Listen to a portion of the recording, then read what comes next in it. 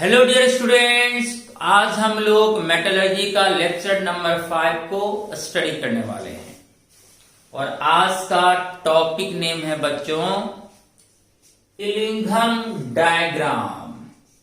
एक साइंटिस्ट के नाम पर है Ellingham diagram, ED Ellingham diagram. This is very very important. इसको आप कंसंट्रेशन से समझने का प्रयास करेंगे तभी आप इसको अच्छी तरह से समझ पाएंगे। तो आज का टॉपिक नेम क्या है बच्चों? इलिंघम डायग्राम। तो इस डायग्राम का रिलेशन है बच्चों थर्मोडायनामिक्स से। 11th में एक टॉपिक है, चैप्टर है थर्मोडायनामिक्स, उसी से ये डायग्राम आपका रिलेटेड है। Thermodynamics principle of metallurgy. याद करो बच्चों, हम लोगों ने क्या करा था? कॉन्सेंट्रेटेड ओर को थर्ड स्टेप में, जो मेटलर्जी का थर्ड स्टेप था, क्या क्या था? सबसे पहले कॉन्सेंट्रेटेड ओर को कैल्सिनेशन और रोस्टिंग की मदद से हमने ओर को किस में कन्वर्ट किया गया था बच्चों?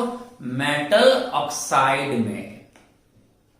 जैसे ZnCO3 को हमने हीटिंग करा था तो कन्वर्ट हो गया था ZnO में, जिंक ऑक्साइड में।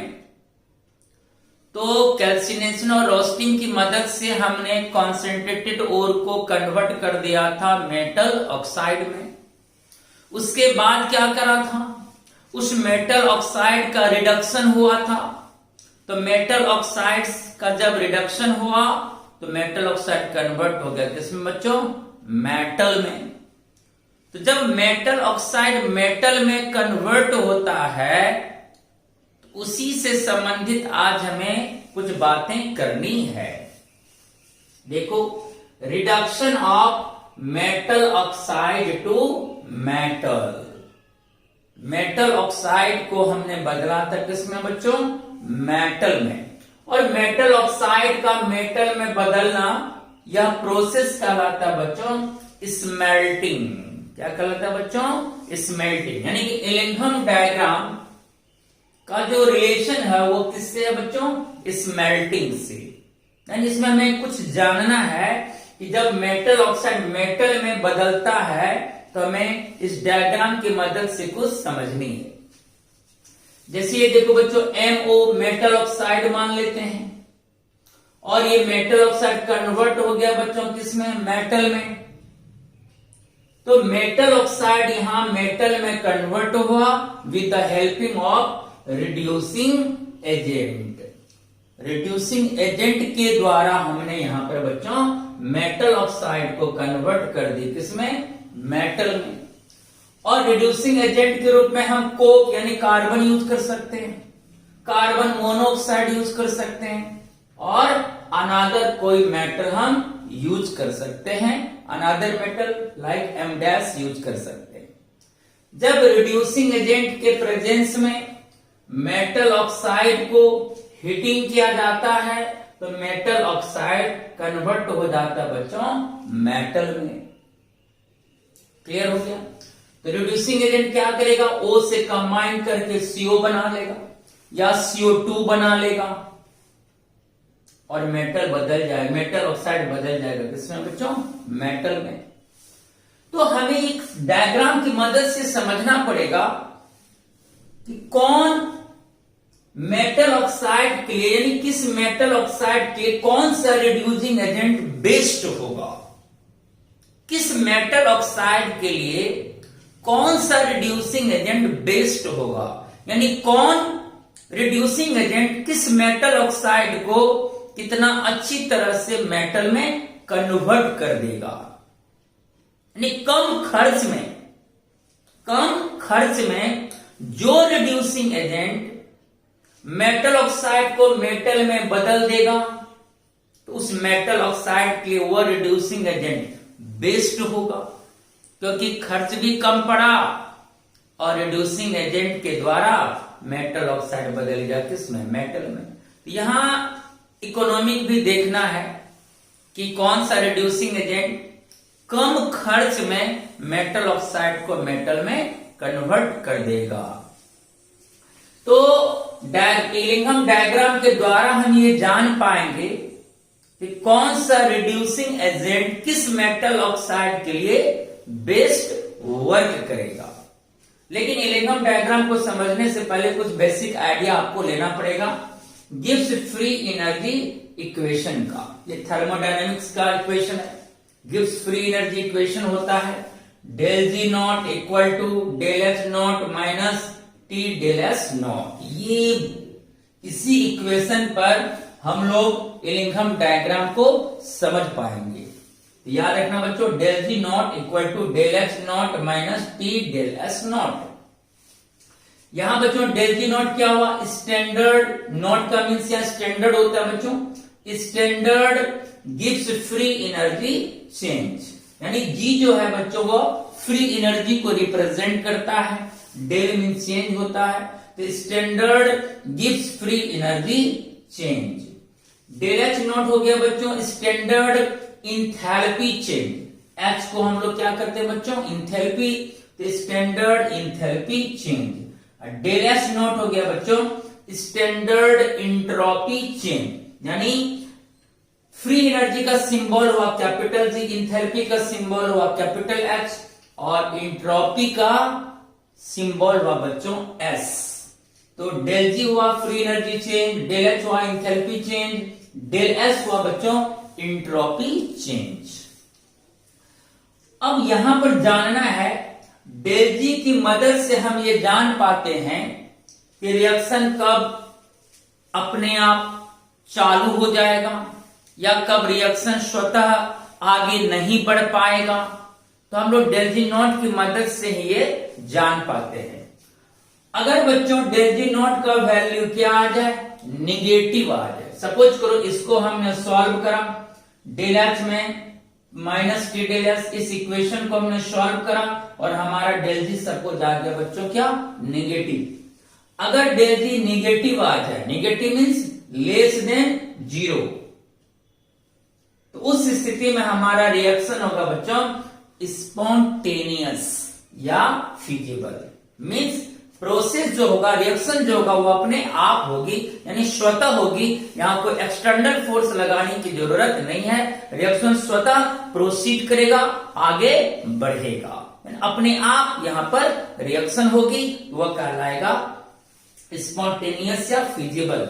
लेकिन रिएक्शन स्पॉन्टेनियस तभी होगा जब रिएक्शन का डेल जी नॉट का वैल्यू क्या आएगा बच्चों, निगेटिव आएगी। This is very very important. Del G negative आएगा तो रिएक्शन स्पॉन्टेनियस होगा, यानी रिएक्शन अपने आप प्रोग्रेस करेगा, अपने आप प्रोसीड्स करेगा, आगे रिएक्शन अपने आप गति करेगा। अगर डेल जी का वैल्यू जीरो आ जाए, सपोज करो इसको सॉल्व करने पर डेल जी का वैल्यू क्या आ गया, zero, then reaction is at equilibrium. और जब डेल जी नॉट जीरो होगा बच्चों तो रिएक्शन हमारा होगा इक्विलिब्रियम पर। ठीक है, इक्विलिब्रियम यानी rate of forward and backward हमारा इक्वल होगा। और अगर इसको सॉल्व करने पर डेल जी का वैल्यू क्या आ गया बच्चों, positive, positive means greater than zero, then reaction is non spontaneous अर्थात नॉट फिजिबल।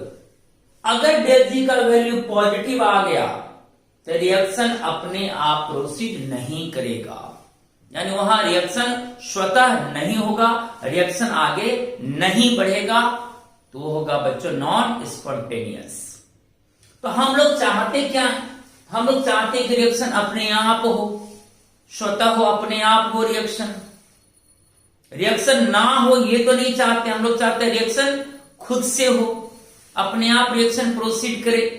तो हम लोग हमेशा सोचेंगे बच्चों कि डेल जी का वैल्यू हमारा क्या आए, निगेटिव आए, तभी हमारा रिएक्शन क्या होगा, स्पॉन्टेनियस। और अगर डेल जी पॉजिटिव आ गया तो रिएक्शन क्या हो जाएगा, नॉन स्पॉन्टेनियस। रिएक्शन स्पॉन्टेनियसली रूप से प्रोसीड नहीं करेगा, अपने आप रिएक्शन वहां प्रोग्रेस नहीं कर सकता है। ये थी बात डेल जी की बात, याद रखना है डेल जी का कौन सा वैल्यू होने पर क्या होता है। अब हम लोग थोड़ा सा इंट्रोपी का नॉलेज लेंगे। इंट्रोपी क्या होती है, entropy is the symbol of S. तो इंट्रोपी होती है बच्चों, इट इज द रैंडमनेस या disorder of particles of any substance. किसी भी सब्सटेंस के अंदर जो पार्टिकल्स होता है, like atoms, ions, molecules. Substance तो इसी से बना होता है, एटम्स, आयंस और मॉलिक्यूल्स से। तो सब्सटेंस के अंदर जो पार्टिकल्स है, उस पार्टिकल्स के रैंडमनेस पर, डिसऑर्डर पर डिपेंड करता है बच्चों क्या? एंट्रोपी। किसी भी सब्सटेंस के पार्टिकल्स में जितनी ज्यादा रैंडमनेस होगी, जितनी ज्यादा पार्टिकल डिसऑर्डर वे में होगा, उस सब्सटेंस की एंट्रोपी उतना ही ज्यादा होगी। ऐसे एग्जांपल देखें बच्चों, ये देखो सॉलिड पार्टिकल्स क्लोजली पैक्ड होता है, लिक्विड थोड़ा सा डिस्टेंटली होता है, और गैसेस पार्टिकल काफी दूर दूर होता है। तो सबसे ज्यादा मूवमेंट किसके पार्टिकल में होता है? गैस के पार्टिकल में होता है, गैसेस पार्टिकल में होती है। तो सबसे ज्यादा जो रैंडमनेस है, डिसऑर्डर वे में जो पार्टिकल्स रहता है, वो किस सब्सटेंस का? गैस के सब्सटेंस में। हाँ कि ना? यस कि नो? आपका कमेंट आना चाहिए यस। हाँ सर, गैसेस जो सब्सटेंस होता है उसके पार्टिकल में सबसे ज्यादा रैंडमनेस होता है, सबसे ज्यादा इधर उधर मूवमेंट होती है उसकी पार्टिकल्स में। तो मोर डिसऑर्डर वे में जो पार्टिकल्स होता है वो किसका? गैसेस सब्सटेंस का। तो सबसे ज्यादा रैंडमनेस होता है गैसेस पार्टिकल्स में। तो जिसमें ज्यादा रैंडमनेस होगा उसका एंट्रोपी ज्यादा होगा। तो सबसे ज्यादा एंट्रोपी होता है किसका बच्चों? गैस का। उससे कम एंट्रोपी लिक्विड का। सबसे कम एंट्रोपी होता है बच्चों सॉलिड का। तो जब हम सॉलिड से गैस की ओर बढ़ते हैं तो रैंडमनेस इंक्रीजेज। तो पार्टिकल्स का रैंडमनेस क्या होता है बच्चों? बढ़ता है। As a result entropy increases. तो रैंडमनेस बढ़ेगा तो एंट्रोपी भी हमारा क्या होगा बच्चों? बढ़ेगा। इसका मतलब किसी भी सब्सटेंस यानी एंट्रोपी जो है वो मेन रूप से हम लोग रिकॉग्नाइज करते हैं किसका? गैस का, क्योंकि गैसेस सब्सटेंस में एंट्रोपी सबसे ज्यादा होती है। Entropy change, del S entropy change क्या होगा? तो final entropy minus initial entropy. Reaction start हुआ, सपोज रिएक्शन स्टार्ट हुआ ए पॉइंट से और एंडिंग हुआ बी पॉइंट पर।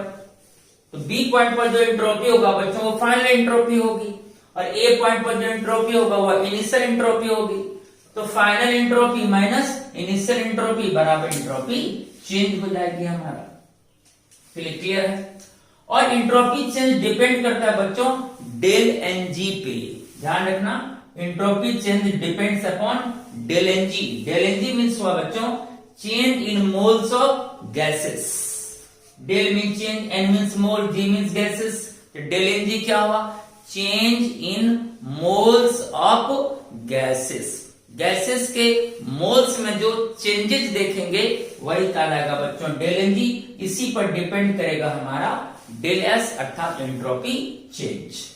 और डेल एन जी जानने के लिए क्या करेंगे? तो del N G equal to होगा बच्चों gases moles of products minus gases moles of reactants. यानी प्रोडक्ट का जो गैसेस मोल होगा उसमें रिएक्टेंट के गैसेस मोल को सब्सट्रैक्ट कर देंगे, हमारा डेल एन जी प्रेडिक्ट हो जाएगा। और जो डेल एन जी का वैल्यू आएगा उसी पर डिपेंडेंसी होगी किसकी बच्चों? एंट्रोपी चेंज की। सपोज करो अगर प्रोडक्ट साइड गैसेस मोल ज्यादा है, सपोज करो अगर प्रोडक्ट साइड गैसेस मोल ज्यादा है और रिएक्टेंट साइड गैसेस मोल कम है, तो डेल एन जी क्या आएगा? तभी मैंने क्या लिखा? Gases moles of product minus gases mole of reactant. और प्रोडक्ट साइड गैसेस मोल ज्यादा है, यानी प्रोडक्ट का मोल गैसेस मोल ज्यादा है और रिएक्टेंट का गैसेस मोल कम है। तो ज्यादा में कम घटाएंगे तो आंसर किस में आएगा? पॉजिटिव में आएगा। तो डेल एन जी वहां मेरा क्या आएगा बच्चों? पॉजिटिव। तो वहां एंट्रोपी चेंज मेरा क्या हो जाएगा? पॉजिटिव हो जाएगा। और सपोज करो अगर प्रोडक्ट साइड गैसेस मोल कम है, यानी प्रोडक्ट साइड गैसेस मोल कम है और रिएक्टेंट साइड गैसेस मोल ज्यादा है, तो कम में ज्यादा घटेगा तो आंसर किस में आएगा बच्चों? निगेटिव। तो डेल एन जी वहां निगेटिव आएगा, तो वहां एंट्रोपी चेंज हमारा निगेटिव होगा। और अगर प्रोडक्ट साइड और रिएक्टेंट साइड गैसेस मोल इक्वल होगा, तो अगर प्रोडक्ट मोल्स और रिएक्टेंट मोल्स इक्वल होगा तो दोनों का सब्सट्रैक्शन जीरो आएगा, तो एंट्रोपी चेंज मेरा क्या आएगा बच्चों, जीरो आ जाएगी। बोलो ये बात समझ में आ गई बात। तो एंट्रोपी चेंज की डिपेंडेंसी है चेंज इन गैसेस मोल पे, और चेंज इन गैसेस मोल कैसे प्रेडिक्ट करेंगे, प्रोडक्ट साइड का gases mole minus reactant side का गैसेस मोल।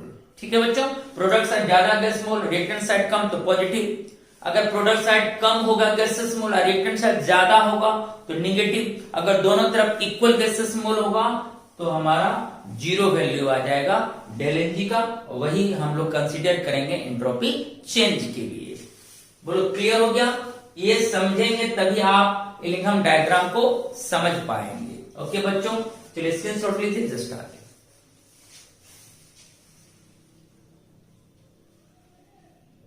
तो अब हम लोग जानेंगे बच्चों कि इलिंघम डायग्राम का हम लोग यूज क्यों करते हैं। तो आइए जानते हैं।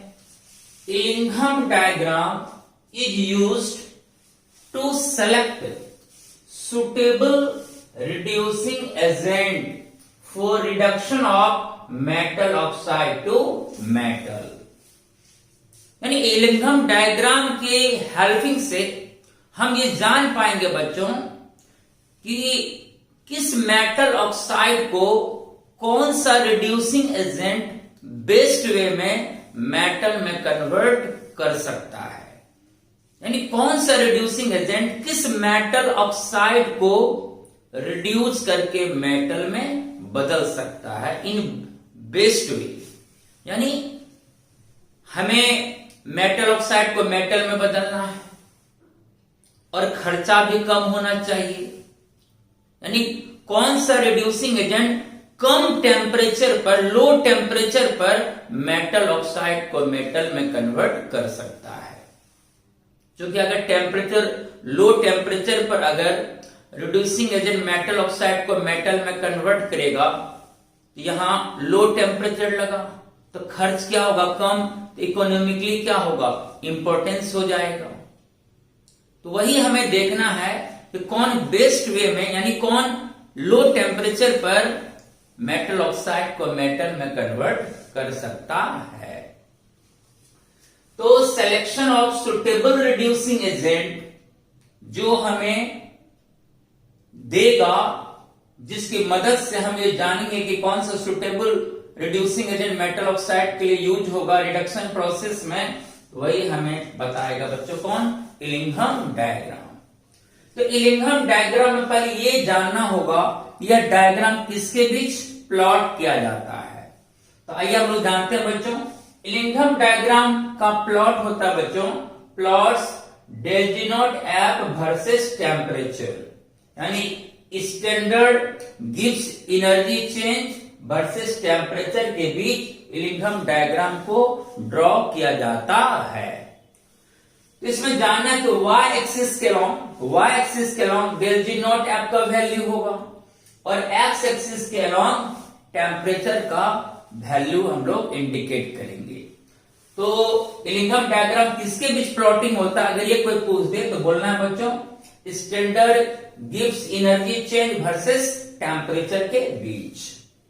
और यहां जो इलिंघम डायग्राम ड्राइंग होगा बच्चों, किसके लिए ड्राइंग होगा, तो for the formation of oxides like metal oxide. यानी यहां मेटल ऑक्सीजन से कंबाइंड करेगा तो निर्माण करेगा बच्चों मेटल ऑक्साइड का।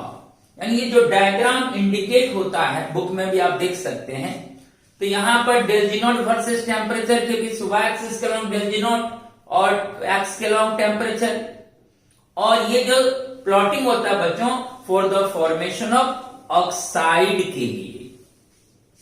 यानी डेल जी नॉट, यहां डेल जी नॉट एफ क्या इंडिकेट कर रहा है, तो स्टैंडर्ड गिव्स energy change for formation of oxides of elements.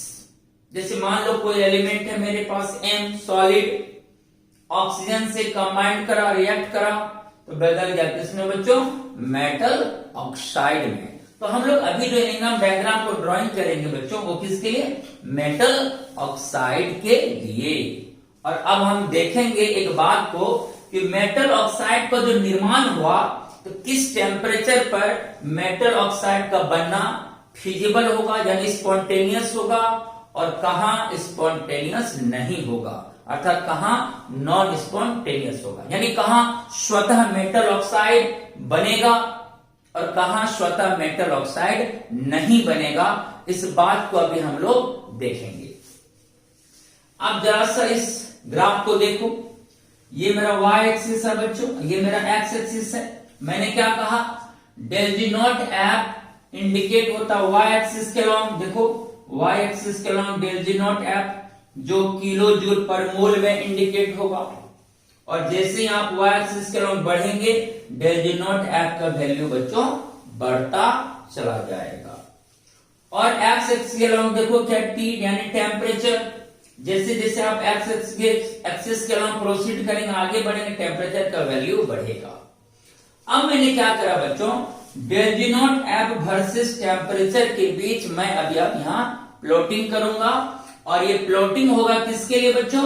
Oxides के फॉर्मेशन के लिए, अर्थात element plus oxygen gives metal oxide, यानी ये मेटल ऑक्साइड के फॉर्मेशन के स्लोप को यहाँ पर रिप्रेजेंट कर रहा है। जैसे यहां पर आप देख सकते हैं एक हॉरिजॉन्टल लाइन दिख रहा होगा, देख लो ये हॉरिजॉन्टल लाइन। तो हॉरिजॉन्टल लाइन आपका एक्स एक्सिस की देखो पैरेलल है बिल्कुल। तो ये हॉरिजॉन्टल लाइन बता रहे बच्चों कि यहाँ डेल जी नॉट का मान क्या है बच्चों? 0 है, यानी यहाँ रिएक्शन जो होगा हमारा का क्या होगा बच्चों? एट इक्विलिब्रियम पर होगा। तो हॉरिजॉन्टल लाइन इंडिकेट कर रहा है del G naught equal to 0 को। चलिए ये बात समझ रहे हैं। उसके बाद आप देख सकते हो एक मैंने स्ट्रेट लाइन पॉजिटिव स्लोप को रिप्रेजेंट किया। मोस्ट ऑफ देम स्लोप यहाँ बच्चों स्ट्रेट लाइन होगा और वो पॉजिटिव स्लोप ही देता है। कुछ एक आध केस में आप देखेंगे कि आपका जो स्लोप है वो स्ट्रेट लाइन तो है, लेकिन वो नेगेटिव स्लोप देगा, वो ऐसे नीचे की ओर आएगा, लेकिन कुछ ही केसेस में, नहीं तो ज्यादातर जो आप स्लोप देखेंगे इन इलिंगम डायग्राम वो पॉजिटिव स्लोप और स्ट्रेट लाइन होगा, क्योंकि ये y equal to m x plus c पे ये इक्वेशन आती है। तो यहाँ जो स्लोप होता है बच्चों वो पॉजिटिव स्लोप होता है और वो स्ट्रेट लाइन होती है। क्लियर हो गया? अब एक काम करते बच्चों, देखो ये जो आपका स्ट्रेट लाइन जो ऊपर की ओर जा रहा है, ये हॉरिजॉन्टल लाइन को इस बिंदु पर क्रॉस कर रहा है। क्लियर? तो चलिए जहां क्रॉसिंग किया हॉरिजॉन्टल लाइन को ये स्ट्रेट लाइन, तो बच्चों इस क्रॉसिंग पॉइंट का टेम्परेचर हम लोग मान लेते हैं, देखो कितना बच्चों? T not. ठीक, एक क्रॉसिंग पॉइंट पर टेम्परेचर हमने क्या मान ली बच्चों? T नॉट मान ली। अब हमें क्या करना है, ये जो डेल जी नॉट वैल्यू वाला जो 0 है, ये स्लोप, ये जो स्ट्रेट लाइन है देख लो, ये वाला हॉरिजॉन्टल लाइन, इसके नीचे एक पार्ट मान लेते हैं और इसके ऊपर एक भाग मान लेते हैं। इसको मान लेते हैं पार्ट ए, इसको मान लेते हैं पार्ट बी। चलो हम यहाँ इंडिकेट भी कर देते हैं, ये हो गया बच्चों पार्ट ए, ये हो गया बच्चों पार्ट बी। चलिए दो पार्ट में हम इसको डिवाइड कर दिए, हॉरिजॉन्टल लाइन के नीचे वाला हिस्सा और हॉरिजॉन्टल लाइन के ऊपर वाला हिस्सा। क्लियर है? कोई दिक्कत नहीं है। अब बताओ बच्चों, खुद भी थिंकिंग करो, ये मैथमेटिकल टूल्स है कि इस लाइन पर डेल जी नॉट का वैल्यू क्या है बताओ? 0। ठीक, तो इस लाइन के नीचे क्या वैल्यू होगा डेल जी नॉट का? बताओ जल्दी, नीचे क्या वैल्यू होगा? तो सर हॉरिजॉन्टल लाइन का वैल्यू डेल जी नॉट का 0 है, तो 0 से नीचे जो वैल्यू होगा वो क्या होगा बच्चों? निगेटिव होगा। यानी इस हॉरिजॉन्टल लाइन के नीचे वाला जो हिस्सा है बच्चों, यहां हमारा डेल जी नॉट क्या हो जाएगा बच्चों? निगेटिव हो जाएगा। ठीक, लेकिन निगेटिव किस केस के लिए होगा? निगेटिव होगा बच्चों जब MO2 का निर्माण होगा, यानी मेटल ऑक्साइड का अगर निर्माण होगा तो इसके नीचे वाला जो हिस्सा है उसका डेल जी नॉट क्या होगा बच्चों? निगेटिव होगा। ठीक है, ये मैं इसलिए मिटा रहा हूं, मैंने बता दी। और फिर अगर हम इसी रिएक्शन को रिवर्स कर देंगे तो फिर डेल जी नॉट हमारा पॉजिटिव हो जाएगा। अब यहां पर ऊपर आते हैं। अगर हम हॉरिजॉन्टल लाइन के ऊपर हिस्सा देखें, बी पार्ट को देखें बच्चों, तो 0 से ऊपर वैल्यू होगा, यानी डेल जी नॉट का मान पॉजिटिव होगा। कब? जब मेटल ऑक्साइड का निर्माण होगा। क्योंकि मैंने कहीं दिया ये जो प्लॉटिंग हुआ है वह फॉर्मेशन ऑफ मेटल ऑक्साइड के होता है एल्गम डायग्राम में। तो आइए हम लोग यहां से अच्छी तरह से कॉन्सेप्ट को यूज करते हैं। देखो पार्ट ए, चलिए पार्ट ए में हम क्या देख रहे हैं? पार्ट ए में जो हमारा मेटल ऑक्साइड बनेगा, इसी के लिए यहां पर स्लोपिंग हो रहा है, सारा कुछ इसी के लिए हो रहा है, मेटल ऑक्साइड के फॉर्मेशन के लिए। तो sir M solid plus O2 से कंबाइंड किया तो बना MO2। पार्ट ए में देख लो, पार्ट ए में। और ये यहां जब मेटल ऑक्साइड बनेगा बच्चों, तो इस लाइन पर डेल जी नॉट का वैल्यू 0, इसके नीचे क्या होगा? तो इसके नीचे अगर मेटल ऑक्साइड बनेगा उसका बताओ डेल जी नॉट वैल्यू क्या होगा? जल्दी बोलो, निगेटिव होगा। यस कि नो? यानी यहां का टेम्परेचर टी नॉट है और यहां ये टेम्परेचर मेरा बच्चों टी नॉट है, तो टी नॉट के नीचे टेम्परेचर, टी नॉट के नीचे टेम्परेचर पर, यानी ए पार्ट में जो मेटल ऑक्साइड बनेगा उसका डेल जी नॉट वैल्यू क्या होगा बच्चों? निगेटिव हो जाएगा। जरा समझो, ये जो पार्ट हॉरिजॉन्टल है उसके नीचे यानी ए पार्ट में जो मेटल ऑक्साइड का फॉर्मेशन होगा वो टी नॉट टेम्परेचर से कम टेम्परेचर पर होगा। तो टी नॉट से कम टेम्परेचर पर जब मेटल ऑक्साइड बनेगा तो उसका डेल जी नॉट क्या होगा बच्चों? निगेटिव होगा। और अगर निगेटिव होगा तो रिएक्शन हमारा क्या होगा बच्चों? स्पॉन्टेनियस हो जाएगा। क्या हो जाएगा? स्पॉन्टेनियस, जो मेरे लिए अच्छा होगा। हम चाहते हैं कि रिएक्शन क्या हो बच्चों? स्पॉन्टेनियस हो। इसका मतलब क्या हुआ बच्चों? ए पार्ट में मेटल ऑक्साइड का जो फॉर्मेशन होगा वह स्पॉन्टेनियसली होगा, यानी स्वतः होगा। यहां पर हमें एक अच्छी खबर मिली कि मेटल ऑक्साइड का यहां अपने आप यहां बन जाएगा ए पार्ट में, जब हम टी नॉट टेम्परेचर से लो टेम्परेचर देंगे।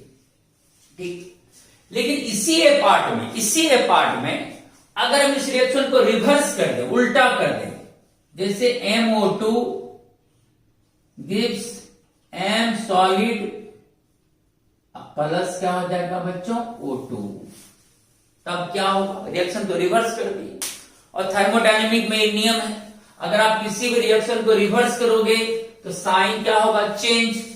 तो MO2 का बनना निगेटिव था, तो MO2 का टूटना, यानी यहां MO2 क्या किया बच्चों? डिकम्पोज किया, टूट गया मेटल प्लस ऑक्साइड में।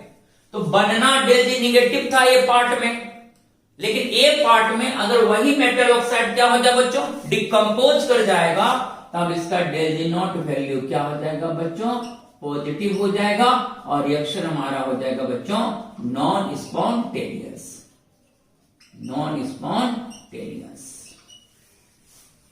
इसका मतलब ए पार्ट में हमारा मेटल ऑक्साइड मेटल में कन्वर्ट नहीं हो पाएगा, क्योंकि रिएक्शन देख लो नॉन स्पॉन्टेनियस, यहां स्वतः मेटल ऑक्साइड मेटल में कन्वर्ट नहीं हो पाएगा।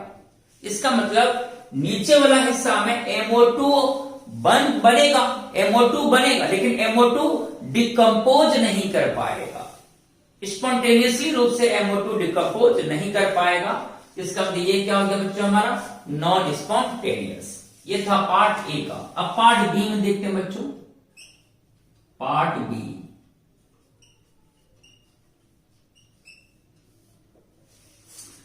बी आ जाओ। ये ऊपर वाला हिस्सा हुआ पार्ट बी, ये वाला हिस्सा। तो ये वाला हिस्सा जो मेरा है बच्चों, ये पार्ट बी है, और ये वाला जो हिस्सा तो वो मेरा पार्ट ए था। ठीक है, ये बात क्लियर है आपका? अब देखो पार्ट बी क्या है? डेल जी नॉट 0 से ऊपर है तो ये पॉजिटिव वैल्यू होगा, और ये प्लॉटिंग होता है MO2 फॉर्मेशन के, यानी टी नॉट टेम्परेचर से ऊपर टेम्परेचर पर हमारा MO2 जो बनेगा उसका डेल जी नॉट वैल्यू क्या होगा बच्चों? पॉजिटिव हो जाएगा। देखो M solid plus O2 gives MO2, और पार्ट बी में जो कि डेल जी नॉट का 0 वैल्यू से ऊपर है, तो इसका डेल जी नॉट वैल्यू हो जाएगा बच्चों पॉजिटिव, और ये हो जाएगा बच्चों नॉन स्पॉन्टेनियस। नॉन स्पॉन्टेनियस अब पढ़ चुके हो, डेल जी पॉजिटिव होता है तो नॉन स्पॉन्टेनियस होता है। तो यहां तक क्या पता चला कि नीचे वाला हिस्सा में MO2 बन रहा था, स्पॉन्टेनियस था, लेकिन MO2 डिकम्पोज नहीं कर रहा था। और बी पार्ट में क्या हुआ बच्चों, MO2 आपका बन नहीं रहा है क्योंकि ये पॉजिटिव है तो नॉन स्पॉन्टेनियस है, यहां MO2 का निर्माण स्वतः नहीं होगा। लेकिन इसी रिएक्शन को अगर हम रिवर्स कर दें पार्ट बी में तो देखते हैं क्या होता है। MO2 gives M यानी मेटल प्लस ऑक्सीजन, और थर्मोडायनेमिक में क्या रूल्स है, रिएक्शन को पलटोगे तो साइन चेंज हो जाएगा, इसका बच्चों डेल जी नॉट वैल्यू हो जाएगा प्लस है तो यहां हो जाएगा माइनस। ठीक है, साइन या प्लस था, रिएक्शन को हमने रिवर्स किया जिसके कारण साइन चेंज हो गया, क्या हो गया बच्चों निगेटिव। अब हमारा क्या हो गया बच्चों स्पॉन्टेनियस। स्पॉन्टेनियस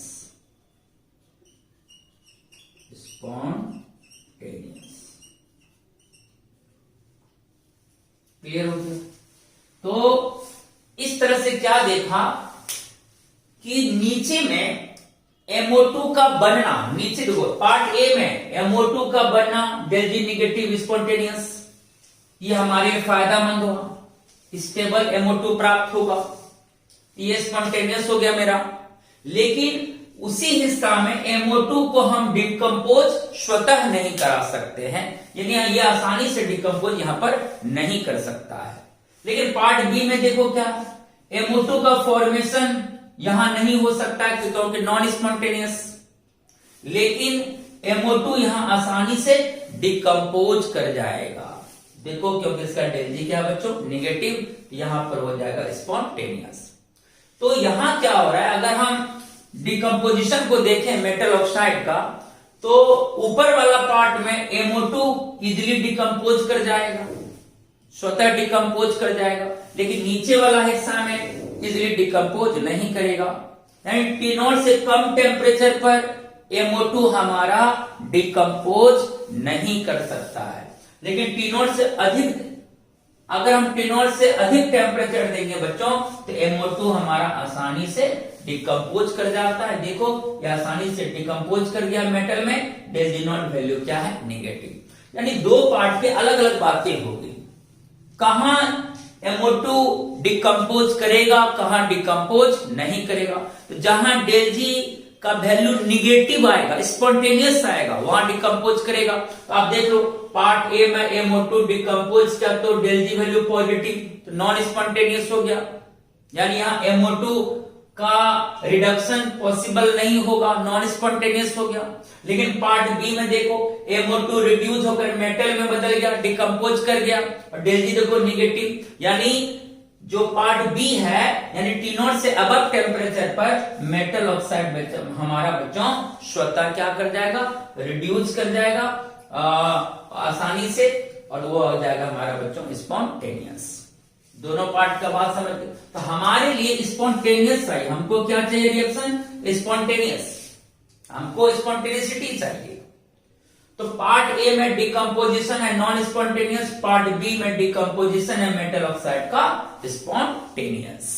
ये समझ गए, ये हमें ये पता चला, ये इसमें क्या पता चला, ये तो समझ गए ना भाई यार कि किस टेम्परेचर पर मेटल ऑक्साइड टूटेगा और किस टेम्परेचर पर मेटल ऑक्साइड नहीं टूटेगा। तो आपने देखा कि T0 टेम्परेचर के नीचे टेम्परेचर पर हमारा MO2 डिकम्पोज नहीं कर रहा है, लेकिन T0 टेम्परेचर से अबव टेम्परेचर पर हमारा MO2 डिकम्पोज कर रहा है, स्पॉन्टेनियस है। तो यहां एक मतलब ज्ञान मिला कि किस टेम्परेचर पर मेटल ऑक्साइड मेटल में कन्वर्ट होगा और किस टेम्परेचर पर मेटल ऑक्साइड मेटल में कन्वर्ट नहीं होगा। तो जिस टेम्परेचर पर डेल जी नॉट का वैल्यू निगेटिव होगा उस टेम्परेचर पर मेटल ऑक्साइड मेटल में कन्वर्ट हो जाएगा, मेटल ऑक्साइड का रिडक्शन हो जाएगा। और जिस टेम्परेचर पर डेल जी नॉट वैल्यू बच्चों पॉजिटिव होगा, उस टेम्परेचर पर हमारा मेटल ऑक्साइड मेटल में कन्वर्ट नहीं हो पाएगा, अर्थात मेटल ऑक्साइड का वहां आसानी से रिडक्शन नहीं हो पाएगा। ये मुझे पता चला कि किस टेम्परेचर पर हम मेटल ऑक्साइड को डिकम्पोज करके मेटल प्राप्त कर सकते हैं और किस टेम्परेचर पर मेटल ऑक्साइड को डिकम्पोज करके मेटल प्राप्त नहीं कर सकते हैं। ये हमारा ग्राफ बताएगा। ओके बच्चों, स्क्रीनशॉट लीजिए, जस्ट आते हैं।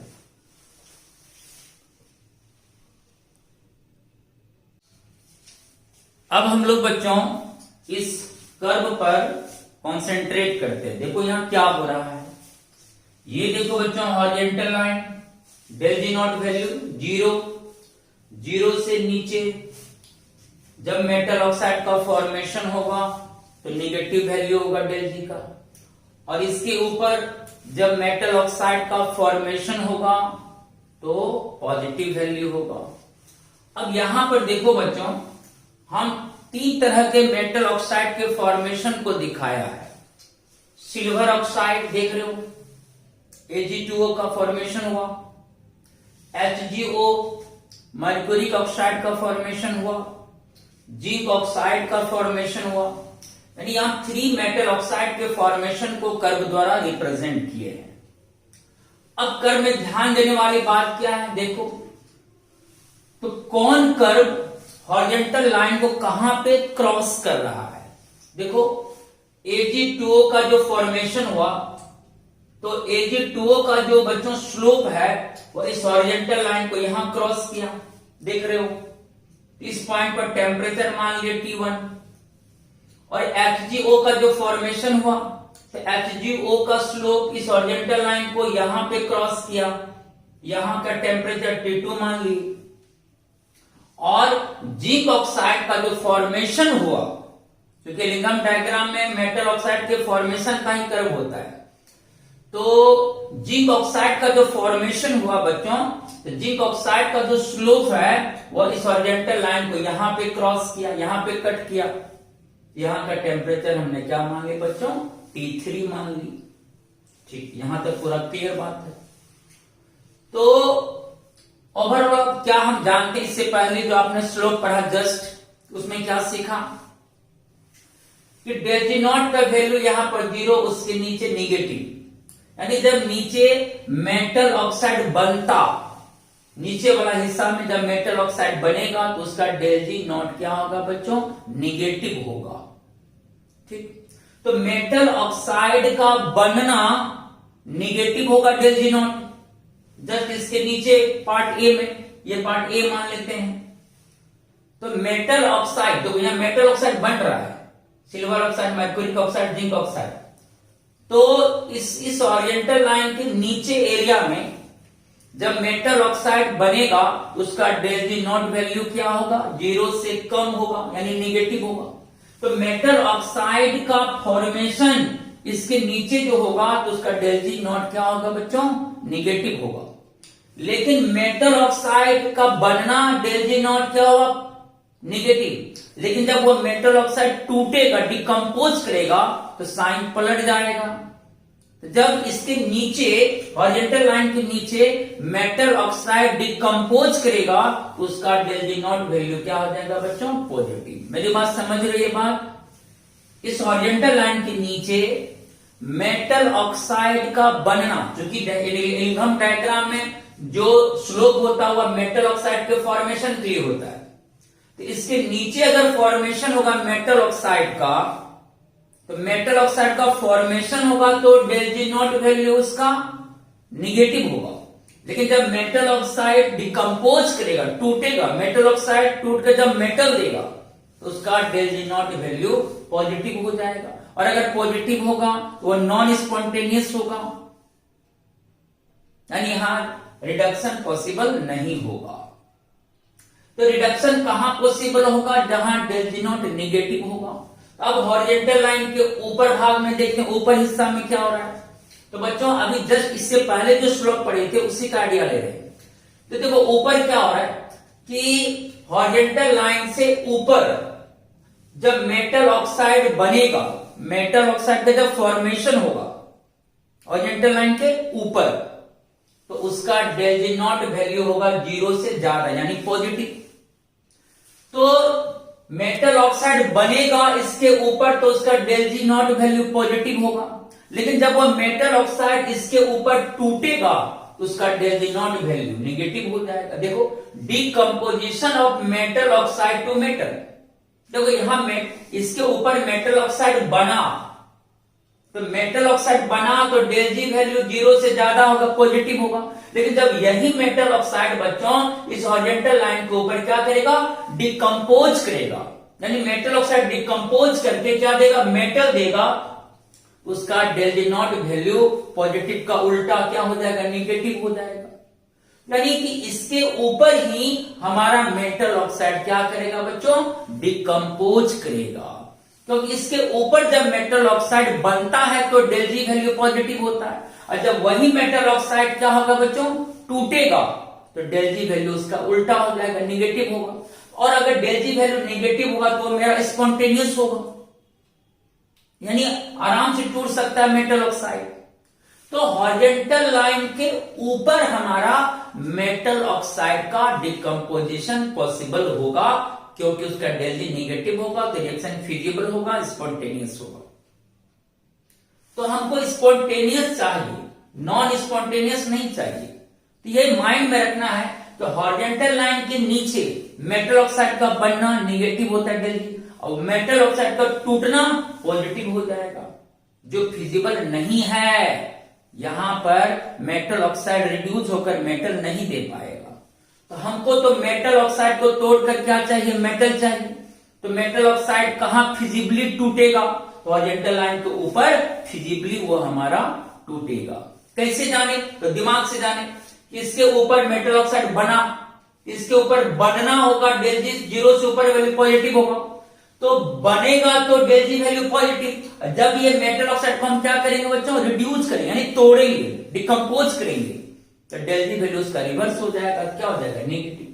यानी इसके ऊपर ही हमारा मेटल ऑक्साइड फिजिबली रूप से क्या करेगा बच्चों, डिकम्पोज करेगा, और डिकम्पोज जब करेगा मेटल ऑक्साइड तो हमको क्या देगा बच्चों, मेटल। ये नेगेटिव वैल्यू हो गया। तो इसका अर्थ हुआ कि T1 टेम्परेचर से अबव टेम्परेचर पर Ag2O हमारा स्पॉन्टेनियसली रूप से टूट जाएगा। उसी तरह बच्चों यहां पर T2 टेम्परेचर के ऊपर हमारा अगर टेम्परेचर हम देंगे तो AgHgO हमारा स्पॉन्टेनियसली रूप से टूट जाएगा और हमें मिल जाएगा मेटल। जिंक ऑक्साइड को कितना टेम्परेचर देना होगा डिकम्पोज करने के लिए बता, तो यहां पर देख लो टेम्परेचर T3 है, तो T3 टेम्परेचर से ऊपर टेम्परेचर जैसे ही मिलेगा तो जिंक ऑक्साइड डिकम्पोज होगा, और डिकम्पोज होकर हमको मिल जाएगा जिंक मेटल। तो T1 से ऊपर टेम्परेचर पर ये टूटकर जिंक देगा, सिल्वर देगा, और T2 टेम्परेचर से अबव टेम्परेचर पर HgO डिकम्पोज होकर Hg देगा, और T3 टेम्परेचर से अबव टेम्परेचर पर जिंक ऑक्साइड डिकम्पोज होकर क्या देगा बच्चों, जिंक देगा। तो हम सभी को टेम्परेचर देकर डिकम्पोज करके मेटल को प्राप्त कर सकते हैं, बट हॉरिजॉन्टल लाइन के ऊपर, क्योंकि इसके ऊपर जब इसका मेटल ऑक्साइड का डिकम्पोजिशन होगा तो उसका डेल जी नॉट वैल्यू क्या होता है बच्चों, नेगेटिव। तभी हमारा डिकम्पोजिशन स्पॉन्टेनियस होगा या फिजिबल रूप से होगा। अगर नॉन स्पॉन्टेनियस होगा तो ये डिकम्पोजिशन पॉसिबल नहीं होगा। इसलिए हॉरिजॉन्टल लाइन के नीचे मेटल ऑक्साइड बनना तो संभव होगा लेकिन टूटना संभव नहीं होगा, क्योंकि बनने में नेगेटिव वैल्यू होता है और जब टूटता है तो पॉजिटिव हो जाता है। तो यहां मेटल ऑक्साइड को हम बना सकते हैं लेकिन तोड़ नहीं सकते। और यहां क्या हो सकता है बच्चों, मेटल ऑक्साइड को हम बना नहीं सकते लेकिन मेटल ऑक्साइड जो बना नीचे उसको हम तोड़ सकते हैं, आसानी से तोड़ सकते हैं, क्योंकि इसका डेल जी नॉट क्या बच्चों, नेगेटिव है। तो टूटेगा इसके जस्ट ऊपर, तो डिकम्पोजिशन ऊपर होगा, ठीक है। अब जैसे देखो यहां क्या है, Ag2O को हम हीट करेंगे, ये हमको क्या देगा बच्चों, जैसे ही सिल्वर ऑक्साइड को हीटिंग करेंगे हमको मिल जाएगा क्या, सिल्वर मेटल। HgO को हीट करेंगे हमको क्या मिल जाएगा, Hg, यानी इसका रिडक्शन हो गया Ag में, इसका रिडक्शन हो गया किसमें बच्चों, Hg में।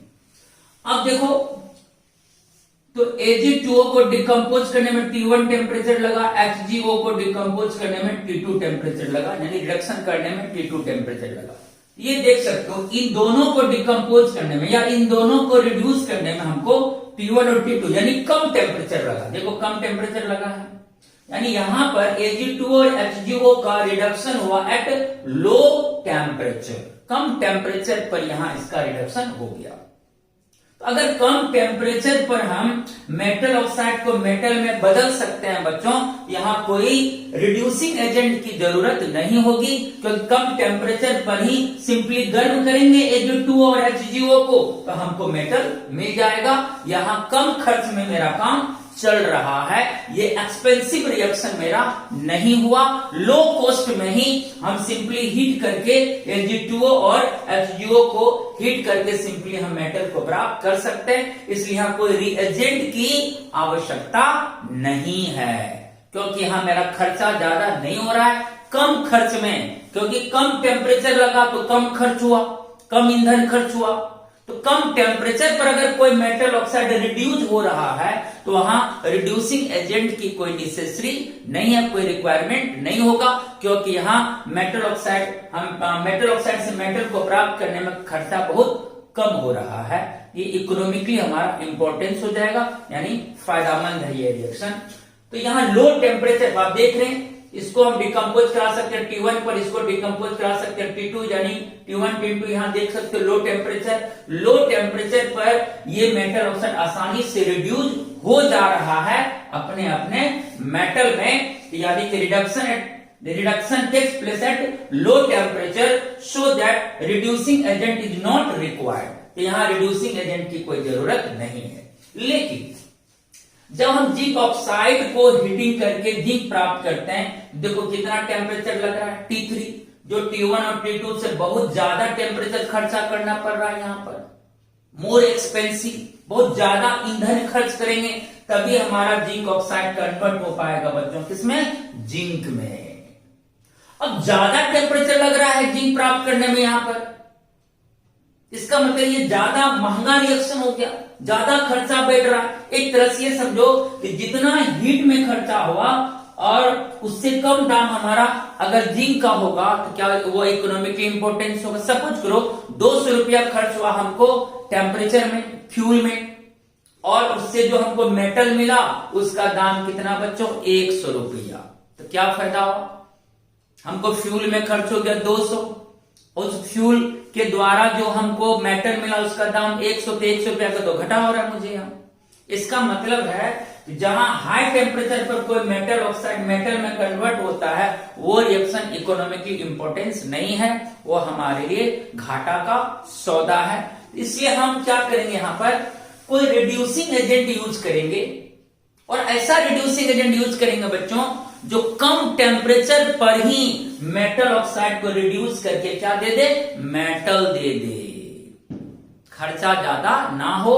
तो यानी रिड्यूसिंग एजेंट की मदद से हम क्या करेंगे बच्चों, कम टेम्परेचर, यानी रिड्यूसिंग एजेंट एक तरह से क्या करेगा, टेम्परेचर को लो कर देगा, यानी लो टेम्परेचर पर ही वो हमको जिंक ऑक्साइड को कन्वर्ट करके किस में दे देगा, जिंक में दे देगा, तब वो हमारा लो कॉस्ट में दे देगा। ये मैंने लिखा है, देखो बच्चों यहां क्या हो रहा है कि जिंक ऑक्साइड को जब हम डिकम्पोज कर रहे हैं जिंक में, तो रिडक्शन एट हाई टेम्परेचर, यानी हाई टेम्परेचर पर यहां रिडक्शन हो रहा है जिंक ऑक्साइड का जिंक में। So here reducing agent must be required, इसलिए यहां हमको रिड्यूसिंग एजेंट अवश्य ही चाहिए टू रिड्यूस द कॉस्ट, ताकि हमको उतना टेम्परेचर ना लगे, कम खर्च लगे, इसलिए हम यहां रिड्यूसिंग एजेंट यूज करेंगे। जैसे बच्चों जिंक ऑक्साइड के साथ हमने रिड्यूसिंग एजेंट यूज करा कोक, यानी कार्बन। तो कार्बन क्या किया, ऑक्सीजन से कंबाइन करके कार्बन मोनोऑक्साइड बना लिया, और जिंक ऑक्साइड रिड्यूस होकर किसमें बदल गया बच्चों, जिंक में। तो जब हम रिड्यूसिंग एजेंट से या रिड्यूसिंग एजेंट की मदद से जिंक ऑक्साइड को जिंक में बदला, तो हमने क्या देखा बच्चों, टेम्परेचर बहुत कम लगा, यानी लो टेम्परेचर पर यह रिड्यूसिंग एजेंट हमको जिंक ऑक्साइड को कन्वर्ट कर दिया किसमें बच्चों, जिंक में। तो रिड्यूसिंग एजेंट कहां यूज होता है, जहां पर हाई टेम्परेचर लगता है मेटल ऑक्साइड को मेटल में कन्वर्ट करने में, रिड्यूस करने में, वहां पर हम लोग यूज करते हैं रिड्यूसिंग एजेंट। तो ऊपर का जो रिएक्शन था, यहां रिड्यूसिंग एजेंट की आवश्यकता नहीं थी क्योंकि ये लो टेम्परेचर पर ही रिड्यूस हो गया, लेकिन जिंक ऑक्साइड को रिड्यूस करने में ज्यादा टेम्परेचर लगा, ज्यादा एक्सपेंसिव रिएक्शन हो गया, महंगा रिएक्शन हो गया, इकोनॉमिकली इंपोर्टेंस नहीं होगा। तो हमने क्या करा, एक रिड्यूसिंग एजेंट यूज करा कार्बन के रूप में, और कार्बन जब हमने यूज करा बच्चों, तो जिंक ऑक्साइड बहुत कम टेम्परेचर पर ही कन्वर्ट हो गया जिसमें, जिंक में। अब क्या हुआ बच्चों, जो पहले एक्सपेंसिव होता था रिएक्शन, अब वो हमारा कम खर्च में रिड्यूसिंग एजेंट मेटल ऑक्साइड को बदल दिया किसमें, मेटल में।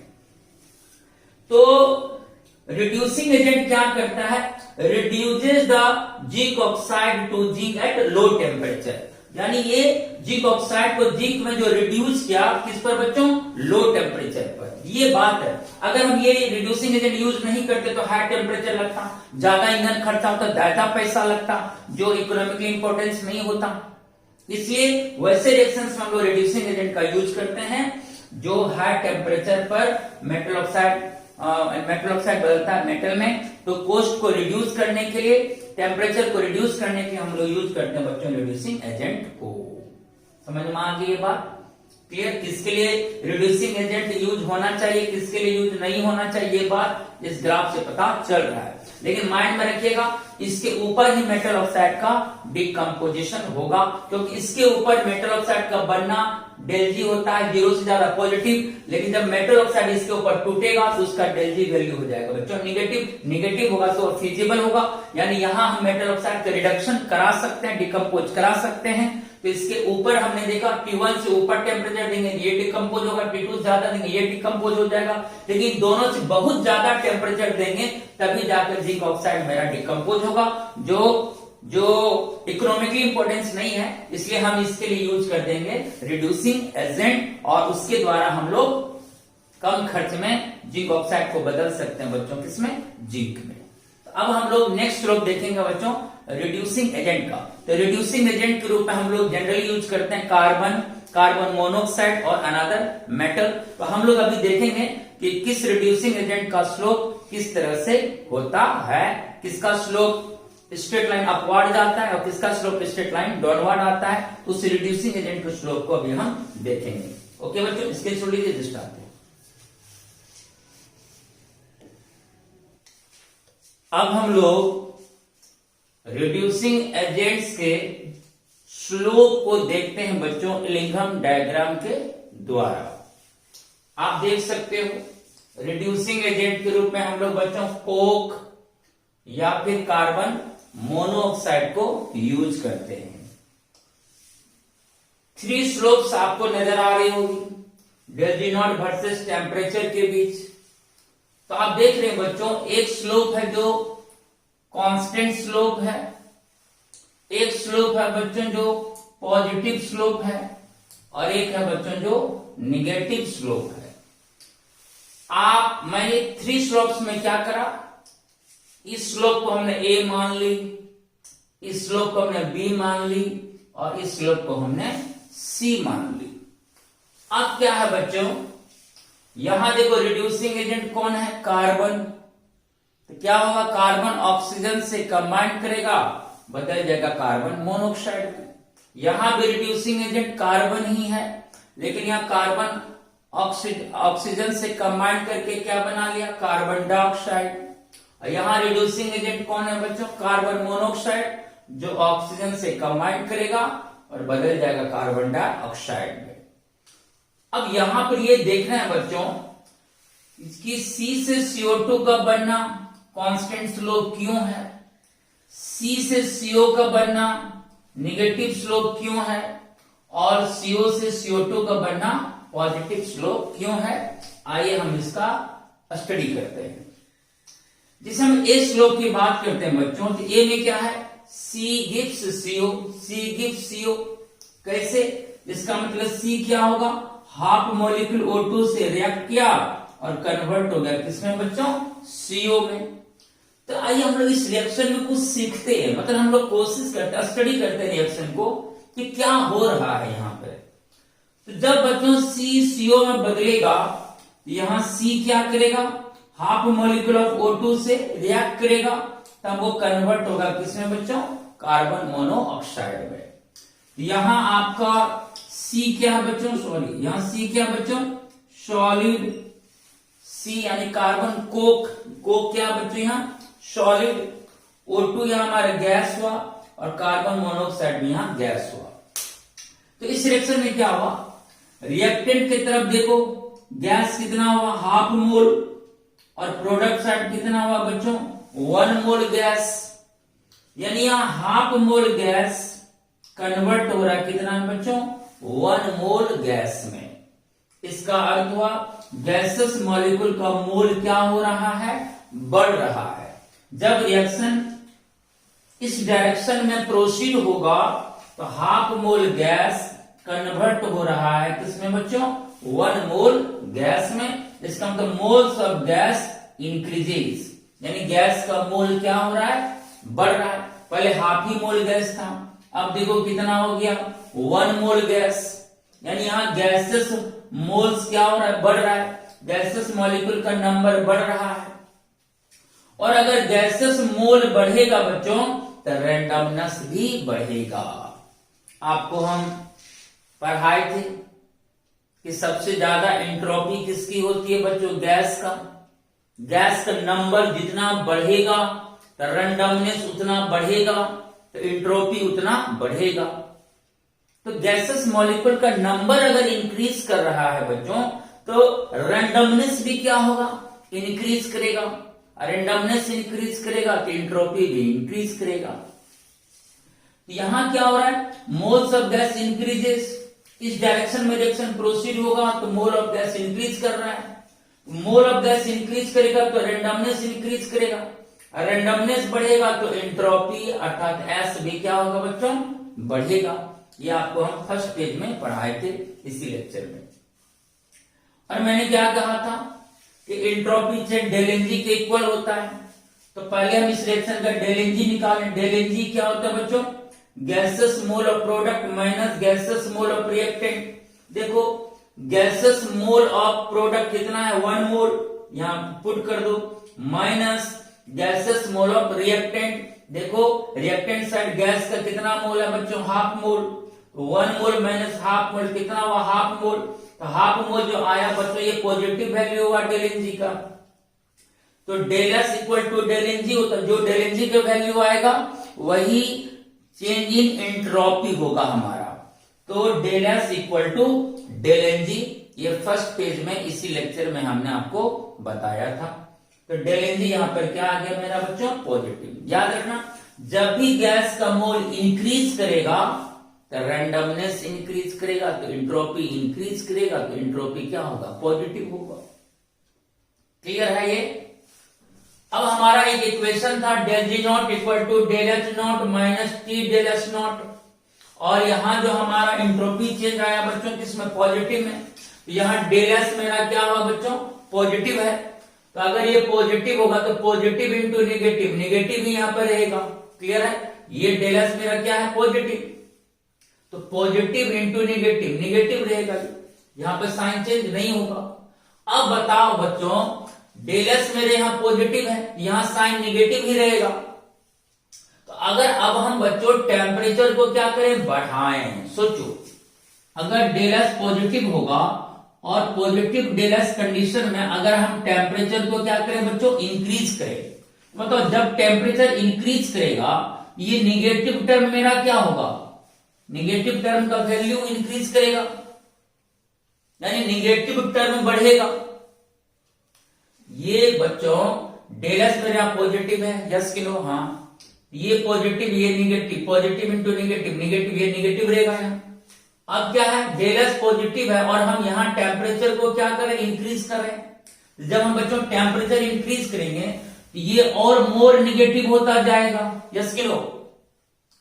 मोर नेगेटिव, टी हमेशा पॉजिटिव वैल्यू में होगा, टी कभी नेगेटिव नहीं होगा। यहां पर बच्चों टी हम इंक्रीज करेंगे, ये पूरा जो नेगेटिव टर्म है, देखो ये जो ये तो मेरा कांस्टेंट रहता है, ये मेरा बच्चों नेगेटिव टर्म क्या होगा, इंक्रीज करेगा, तो मोर नेगेटिव होता जाएगा ये, जैसे जैसे टेम्परेचर बढ़ेगा। और जब ये टर्म हमारा बच्चों मोर नेगेटिव होगा टेम्परेचर के इंक्रीज करने से, ये मोर नेगेटिव होगा तो डेल जी भी हमारा क्या होगा, मोर नेगेटिव होगा। यानी यहाँ टेम्परेचर इंक्रीज करेगा तो डेल जी नॉट हमारा मोर नेगेटिव होगा। और जैसे जैसे डेल जी नॉट नेगेटिव होता जाएगा, इसका मतलब डेल जी नॉट का मान क्या होगा, डिक्रीज करेगा।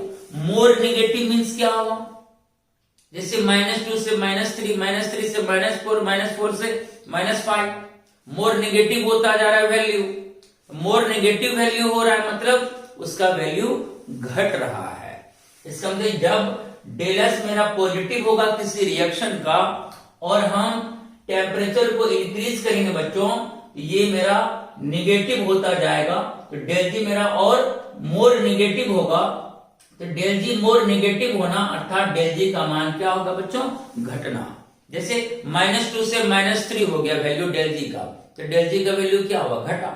-3 से -4 हो जाएगा, -4 से -5 होगा, तो डेल जी का वैल्यू क्या हो रहा है, घट रहा है। जैसे जैसे ये टर्म मोर नेगेटिव होगा, ये भी मोर नेगेटिव होगा, मोर नेगेटिव का मतलब डेल जी का मान क्या होगा बच्चों, घटेगा। इसका मतलब ये स्लोप बताएगा कि टेम्परेचर बढ़ेगा तो डेल जी का वैल्यू घटेगा। देखो यहां वही हो रहा है, ए पार्ट में देखो, ये देखो स्लोप नीचे आ रहा है और डेल जी नॉट का वैल्यू देखो यहां पर है। तो जैसे जैसे देखो टेम्परेचर यहां पर इतना, यहां पर इतना, यहां पर इतना, यहां पर इतना, यहां पर इतना, यहां पर इतना, तो क्या हो रहा है, जैसे जैसे टेम्परेचर बढ़ रहा है देखो डेल जी का वैल्यू क्या हो रहा है, घट रहा है। देखो यहाँ डेल जी का वैल्यू सबसे ज्यादा था, फिर डेल जी का वैल्यू घटा, फिर डेल जी का वैल्यू और घटा, डेल जी का वैल्यू और घटा, डेल जी का वैल्यू और घटा। यहाँ क्या हो रहा है, टेम्परेचर बढ़ रहा है तो ये स्लोप मोर निगेटिव होता जा रहा है, यानी डेल जी नॉट का वैल्यू क्या हो रहा है बच्चों, घट रहा है। अब समझ में आई ये स्लोप निगेटिव क्यों, तो रीजन पता चल गया कि जब सी सीओ में बदलेगा तो हाफ O2 से कंबाइन करेगा। यहां हम देख रहे हैं कि reactant side half mole gas है, प्रोडक्ट साइड 1 मोल है, यानी गैसेस मोल का नंबर बढ़ रहा है। और जब गैसेस मोल बढ़ता है तो रेंडमनेस बढ़ता है, तो उससे एंट्रोपी बढ़ती है, एंट्रोपी बढ़ी यानी एंट्रोपी पॉजिटिव होगा। और एंट्रोपी जब पॉजिटिव होगा वहां पर पॉजिटिव एंट्रोपी का पुट करेंगे तो ये इक्वेशन मेरा इसी तरह से रह जाएगा। और जब टेम्परेचर इंक्रीज करेंगे तो ये मोर नेगेटिव होता जाएगा, ये नेगेटिव टर्म बढ़ेगा तो डेल जी मोर नेगेटिव होता जाएगा, यानी डेल जी का मान घटता जाएगा। इसका मतलब टेम्परेचर बढ़ाएंगे तो यह स्लोप मेरा नेगेटिव स्लोप आता जाएगा, क्योंकि डेल जी का मान टेम्परेचर बढ़ने के साथ क्या होगा, घटता जाएगा। ये क्लियर हो गया। अब बी पर आते हैं। बी में देखो क्या है, सी कन्वर्ट हो रहा है CO2 में, तो कैसे कन्वर्ट हुआ होगा, इसका मतलब C 1 मोल O2 से रिएक्ट करके बनाया होगा क्या बच्चों, CO2 बनाया होगा। अब यहां गैस के मोल पर नजर डालो, रिएक्टेंट साइड देखो, ये तो सॉलिड हो गया, रिएक्टेंट साइड देखो 1 मोल गैस है O2 का, यहाँ 1 मोल CO2 गैस बना। इसका मतलब जितना मोल रिएक्टेंट साइड उतना मोल प्रोडक्ट साइड। इसका मतलब गैसेस मोल में कोई चेंज नहीं आया तो रेंडमनेस में कोई चेंज नहीं आएगा, तो एंट्रोपी में भी कोई चेंज नहीं आएगा।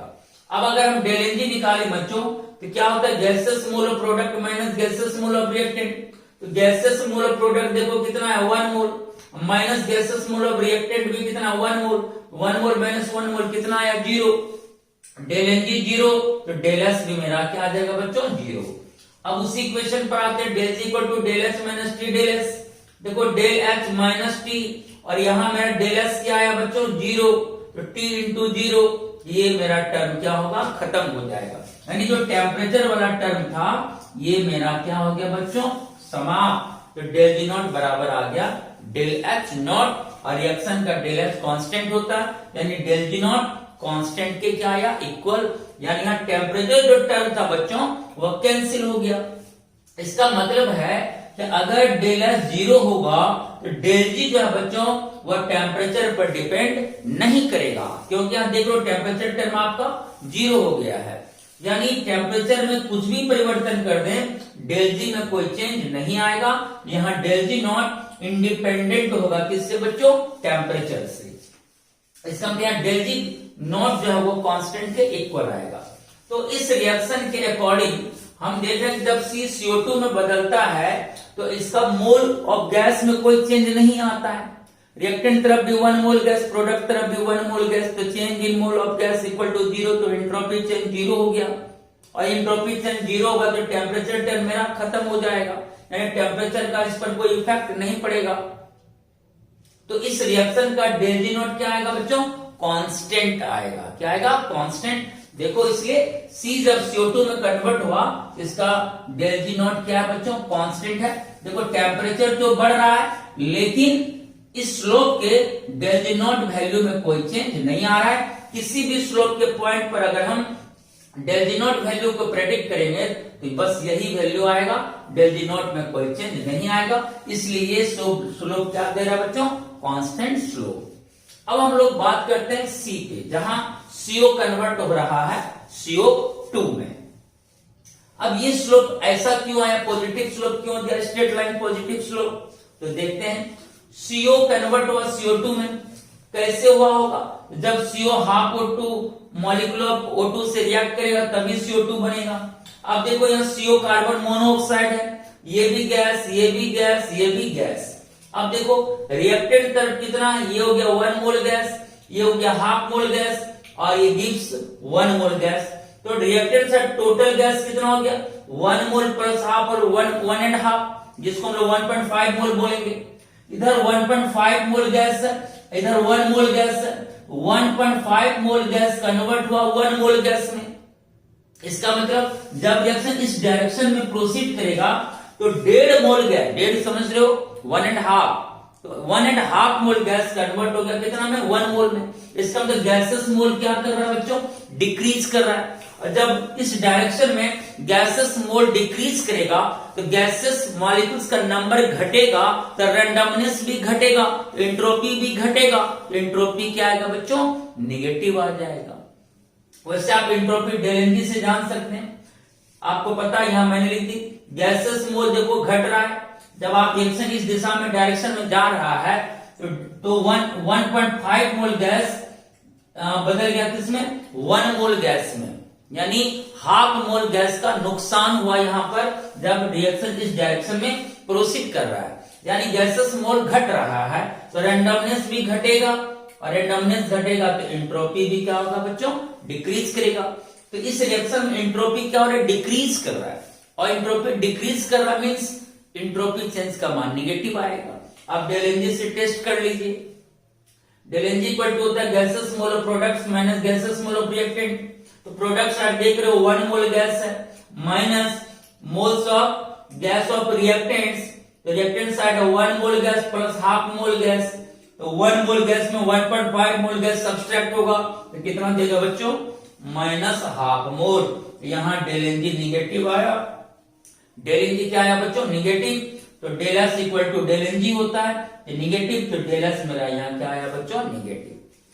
अब हम लोग वही इक्वेशन यूज करेंगे फ्री एनर्जी का, del G naught equal to del S naught minus T del S naught, और यहाँ डेल एस आपका निगेटिव आया तो डेल एस आपका निगेटिव यहाँ वैल्यू कर दो, तो माइनस डेल एस हो जाएगा, यहाँ माइनस माइनस यहाँ बच्चों क्या हो जाएगा? प्लस। तो del G naught equal to del H naught plus T del S naught. यहां तक क्लियर है? अब देखो ये मेरा पॉजिटिव टर्म हो गया। जब मेरा डेल एनजी पॉजिटिव आया था तो उस समय ये टर्म मेरा निगेटिव था, यहां पर डेल एस मेरा निगेटिव आया, तो निगेटिव वैल्यू जब डेल एस का पुट करेंगे तो माइनस माइनस यहाँ प्लस हो जाएगा, तो ये मेरा क्या हो गया बच्चों? पॉजिटिव टर्म हो गया। ठीक, तो डेल एस जब निगेटिव आएगा तो बीच में मेरा कौन साइन आएगा? प्लस साइन आ जाएगा। अब ये देखो मेरा पॉजिटिव टर्म आ गया। अब सोचो अगर हम अब यहां पर टेम्परेचर को क्या करेंगे? इंक्रीज करेंगे, ये मोल पॉजिटिव होता जाएगा। यस किलो, देखो ये पॉजिटिव है, यहां पर ये पॉजिटिव टर्म क्या होगा? बढ़ेगा। जैसे जैसे टेम्परेचर बच्चों क्या होगा, इंक्रीज करेगा, ये मोर पॉजिटिव होता जाएगा। और जैसे ये इंक्रीज करेगा टेम्परेचर तो ये वैल्यू बढ़ेगा, तो डेल जी नॉट का वैल्यू भी क्या होगा बच्चों, बढ़ेगा। इस कांस्टेंट टर्म में ये और ऐड होता जाएगा, क्योंकि बीच में प्लस है, ये अगर बढ़ेगा तो डेल जी भी क्या होगा, इंक्रीज करेगा। यहां टेम्परेचर अगर हम बढ़ाएंगे अकॉर्डिंग टू दिस इक्वेशन, अगर हम टेम्परेचर को इंक्रीज करेंगे बच्चों, ये वैल्यू जैसे ही इंक्रीज करेगा तो डेल जी नॉट भी हमारा क्या करेगा, इंक्रीज करेगा। तो टेम्परेचर इंक्रीज करेगा तो डेल जी नॉट का वैल्यू भी इंक्रीज करेगा, अर्थात फ्री एनर्जी चेंज का मान इंक्रीज करेगा ऑन इंक्रीजिंग टेम्परेचर। देखो वही हो रहा है, देखो ये स्लोप देखो, जैसे जैसे बच्चों टेम्परेचर क्या हो रहा है, इंक्रीज कर रहा है, जैसे जैसे टेम्परेचर इंक्रीज कर रहा है तो डेल जी का वैल्यू भी देखो क्या हो रहा है, इंक्रीज कर रहा है। यहां पर डेल जी का वैल्यू कम है, यहां पर उससे ज्यादा होगा, यहां पर उससे ज्यादा, यहां पर उससे ज्यादा, यहां पर उससे ज्यादा, यहां पर उससे ज्यादा। देखो टेम्परेचर इंक्रीज कर रहा है तो डेल जी नॉट एफ का भी मान क्या कर रहा है बच्चों, इंक्रीज कर रहा है। ये मैंने बताया कि कौन सा रिड्यूसिंग एजेंट ऑक्सीजन से कंबाइन करके अगर ये बनाता है तो इसका स्लोप क्यों ऐसा आता है, ये हम लोगों ने स्टडी करा। क्लियर बात हो गई। ओवरऑल ये हुआ कि ए स्लोप पे हमने देखा सी कन्वर्ट हुआ सीओ में, जब वो हाफ मोलिकुलर O2 से रिएक्ट किया तो उसका डेल पॉजिटिव आया, जब पॉजिटिव वैल्यू वहां पर पुट करा डेल एस का तो बीच में नेगेटिव साइन रह जाएगा। जब ये टेम्परेचर इंक्रीज होगा तो ये टर्म मेरा, ये निगेटिव टर्म मोर निगेटिव होता जाएगा, ये मोर नेगेटिव तो ये भी मोर नेगेटिव का अर्थ हुआ बच्चों उसका वैल्यू घट रहा है। जैसे टेम्परेचर बढ़ाएंगे डेल जी नॉट का वैल्यू घटेगा, यानी टेम्परेचर बढ़ाने पर इसका स्लोप किधर आएगा, नीचे की तरफ। देखो नीचे की तरफ आया, यानी डेल जी इसका घट रहा है टेम्परेचर बढ़ने से। और सेकेंड बी में क्या था, सी गिव्स CO2, सी गिव्स CO2, तो यहां देखो 1 mole gas gives 1 mole gas, gas के मोल में कोई चेंज नहीं आया तो चेंज इन एंट्रोपी 0 आ गया। और जब जैसे ही हम लोग बच्चों डेल एस का मान 0 बैठाएंगे तो टेम्परेचर टर्म आपका खत्म हो जाएगा, तो del G naught just constant del H के इक्वल आएगा, यानी यहाँ टेम्परेचर पर डेल जी पर कोई असर नहीं पड़ेगा। देखो टेम्परेचर बढ़ रहा है लेकिन इस स्लोप के किसी भी पॉइंट पर डेल जी नॉट का वैल्यू चेंज नहीं हो रहा है। इसका मतलब सेकेंड जो स्लोप है जिसमें सी कन्वर्ट हो रहा है CO2 में, यहाँ पर टेम्परेचर का इस पर कोई इफेक्ट नहीं पड़ रहा है, तो इसका डेल जी नॉट जो स्लोप होगा वो बच्चों कांस्टेंट होगा। और लास्ट में हमने पढ़ा सी वो गिव CO2, इसमें सारा गैस ही है, यहाँ 1.5 मोल गैस कन्वर्ट हुआ 1 मोल गैस में, यानी गैसेस मोल डिक्रीज किया तो रेंडमनेस डिक्रीज करेगा, एंट्रोपी डिक्रीज करेगा, तो यहाँ डेल एस का मान आएगा नेगेटिव। और जब इस इक्वेशन में डेल एस की जगह माइनस साइन यूज करेंगे तो माइनस में प्लस हो जाएगा बीच में, और जैसे ही टेम्परेचर यहाँ इंक्रीज करेगा तो ये पॉजिटिव टर्म मेरा बढ़ेगा, और ये वैल्यू अगर बढ़ेगा तो डेल जी नॉट का भी वैल्यू बढ़ेगा। यानी इस इक्वेशन में क्या हुआ कि आपका टेम्परेचर बढ़ रहा है तो डेल जी नॉट भी बढ़ रहा है। तो सी स्लोप में क्या हुआ, जैसे जैसे टेम्परेचर बढ़ेगा डेल जी नॉट का वैल्यू भी बढ़ता जाएगा। ये मैंने रिड्यूसिंग एजेंट के स्लोप को रिप्रेजेंट किया इलिंघम डायग्राम के द्वारा। जब भी रिड्यूसिंग एजेंट कार्बन होगा या कार्बन मोनोऑक्साइड होगा, जब कार्बन CO में बदलेगा तो उसका स्लोप हमेशा नीचे की ओर आएगा, जब कार्बन CO2 में बदलेगा बच्चों तो उसका स्लोप ऑलवेज कांस्टेंट स्लोप होगा, और जब CO2 में कन्वर्ट होगा बच्चों उसका स्लोप हमेशा ऊपर की ओर भागेगा। इसी स्लोप पर, ऐसी स्लोप की मदद से हम लोग जानेंगे कि किस मेटल ऑक्साइड को रिड्यूस करने में कौन सा रिड्यूसिंग एजेंट बेस्ट होगा।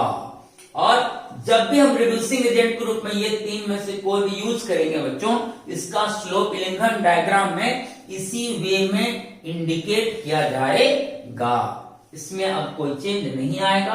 मैंने ये भी बता दिया कि क्यों स्लोप कांस्टेंट आया, क्यों स्लोप नीचे क्यों आया, क्यों स्लोप ऊपर भागा, ये सारा कॉन्सेप्ट था, हमने इसका स्टडी किया, तो स्टडी से ये पता चला कि इसका स्लोप ऐसा ही होना चाहिए।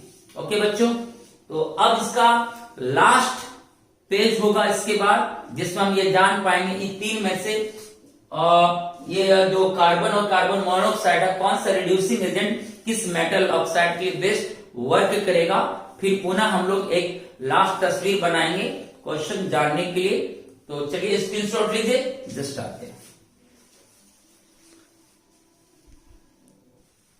अब हम लोग देखते हैं बच्चों कि इलिंघम डायग्राम के द्वारा कौन सा रिड्यूसिंग एजेंट मेटल ऑक्साइड के लिए बेस्ट होगा, और हम लोग कैसे जानेंगे कि कौन सा रिड्यूसिंग एजेंट मेटल ऑक्साइड के लिए सुटेबल होगा।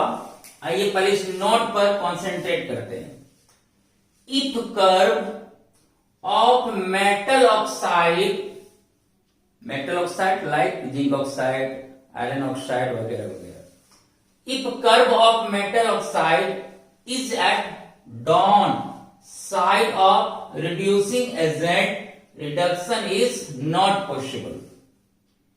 अगर मेटल ऑक्साइड का कर्व रिड्यूसिंग एजेंट के क्या हो बच्चों, नीचे होगा, तो रिड्यूसिंग एजेंट उसको रिड्यूस नहीं कर पाएगा।